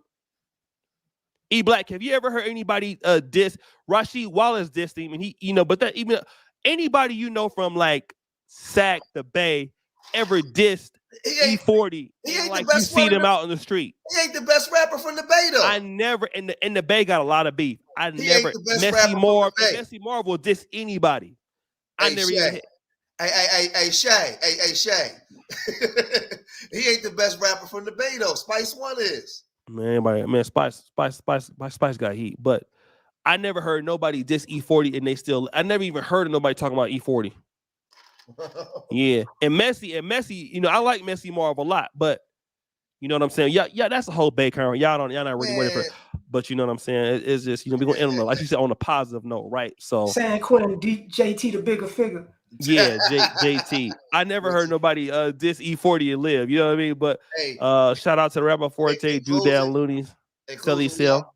Make sure it's you guys going support down. the podcast, man. When he put up that video, it should be at least 400 or 500 people in there. You guys gotta support that King Ganda podcast, man. Make sure you guys is subscribed and you tuning in. Right after this show, there's no reason why it ain't at least 300 people in the next show. Support a black man that's outside of his country, becoming the best version of himself. Support him, please. Support that podcast. Biggie diss E40 magazine. Well, we know what happened to Biggie, right? Like I said, Yeah, they set him up. Yeah, man. Like E40 is like your E40 come really see about you, like for real. Like don't talk nothing about like some of these dudes rap about that stuff. I'm gonna come see you and all that, man. E40 just pull up on you, man, like real quick and have somebody hand you the phone. Like put the King Ganda link in there. They asking for the King Ganda. Oh yeah, man. Check out my King Ganda show. You know what I'm saying? It's more on I like the celebrity thing, right? But I'm over there. I got a really good podcast team over there. And some of y'all, I met a lot of you brothers out here. Some of you brothers I run into in Africa, man. It's crazy. I run into y'all in like Nairobi. So whenever I meet y'all, I always take a picture and post it on my community tab. You know what I'm saying? I met some twins from LA. You feel me? We was out there, you know what I'm saying, in Kampala, you know what I mean? I was in Lagos. Somebody pulled up from Lagos, you know what I mean? I was in Rwanda. So you know what I'm saying? Like I said, man, it's JR Wisdom. Press 1 if you know JR Wisdom. He came out here, he kicked with me. I got a real crazy story about JR Wisdom, right? But I'm never gonna tell it though. But JR Wisdom, don't let the light school fool you, bro. Like I got a real one time I'm gonna tell the story, man. I'm gonna tell it but it's a hood classic, dog. Like story time. Man, story time, bro. I went to the club with this, bro. I have a real hood a 1990s story. I ain't gonna tell it though. But JR Wisdom is a real dude, off the rip.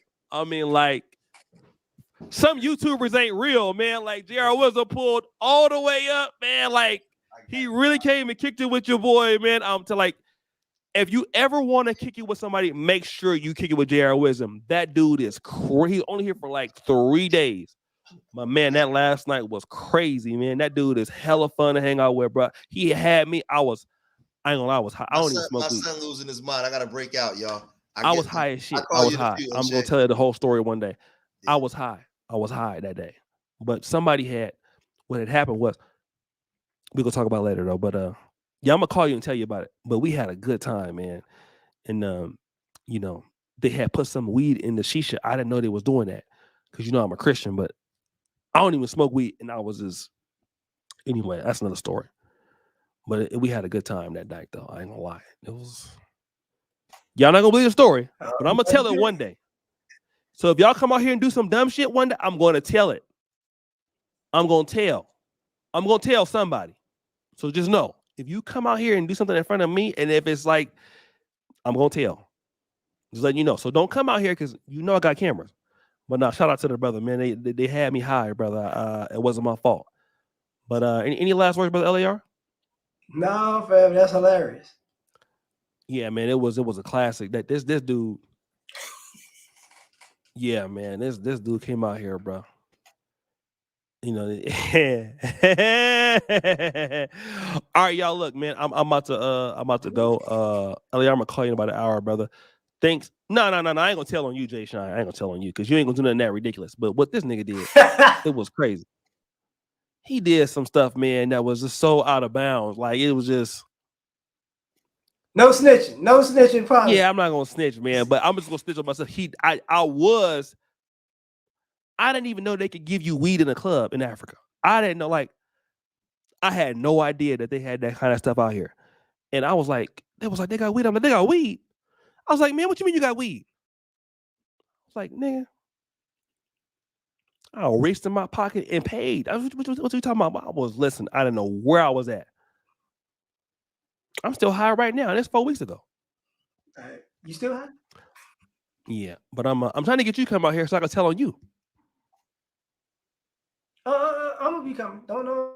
No. I'm just gonna let you know. I'll be on my way. And then the thing I like about out here, man. I mean, I know some of you brothers, right? Like, you ever be around, like, you know what I'm saying? Like in Africa, right? Here's the thing that's so cool. You can go someplace and ain't nobody gonna be fighting. Like, nobody gonna be fighting. Ain't nobody gonna be shooting. Nothing, bro. Like, just imagine everybody is thick. So you could just be like if you're in the VIP with me, right? You see somebody like, hey, O'Shea, man, you know, I want to holler at her or whatever. You know what I'm saying? No, I ain't gonna tell on you, Jay Shine. I ain't gonna tell on you. Come on now. I ain't gonna tell on JR. But man, like, really, you could just, like, this is real talk. Like, if you want to talk to somebody, man, security, man, hey, you know, she's attractive. You know what I'm saying? Could you have her come through over here? And I know you could do that in the States, but like, man, and they're gonna be in there, man. Like, hey, just, you know, could you tell the young lady if you want to come over here, man, and shoot. And bruh, it was cracking. It wasn't me doing anything because, you know, I love the Lord, but it's cool. But ain't nobody fighting or nothing, man. You just like, your neck is breaking. Like, I went to this whole thing, right? The fashion show. I don't know if y'all saw that. I was at the A. Bryant's Fashions Awards, man. I was fucked up. I didn't even know where I was at. And I don't even drink. I had on a church suit, and I just remember doing the interview, and I don't remember shit else. But man, they was so, I'm talking about, man, I never seen so many fine black women in one spot like that. Man, I tricked it off. Even the ushers was fine. Not like the ushers over at Shiloh Baptist. Not them. With the 7 kids. Bruh, I tricked it off. I came with like $1,000. I left with like $2. Exactly. I was tricking in the bathroom. I was giving the bathroom attendant all my money. I was just drunk, stumbling around every goddamn where. I don't even really drink like that. But man, they were so fine. I was trying to. I don't want to tell on myself, bro. But they had the some young ladies that was like, it was like, you know, a lot of Rondies is here. I just got broke. I just didn't care. I was like, what's your name? Come over and get all my money. Just come over and get it. I was sneaking this money over there, sneaking money over there. I was sneaking money over here. Yeah, I just was, you know, and then I had hella bottles over there. Yeah, man, I had tricked it all off. I had something I had to buy, but I don't remember. You trying to clap cheeks? No, I was just getting broke. I was stopping girls, giving them money. I just didn't care. Like, what's your name? Baby, come over here. Why are you so fine? Take this. And I was just, you know what I mean? So, but it's in the future. It's just how it starts. No, I wasn't even. I just because sometimes you have to practice tricking. You have to get it right. So some of the ways to do is to practice. See, you brothers out there, y'all act like y'all don't trick at all, but sometimes you have to practice tricking. And I was in the mood, man. But it's so fun out here, man. Having problems, but a lot of the brothers, man, if they could just come here and just kick it, man. Like, you know, you don't have that many. It's kind of like DR, I guess, or whatever.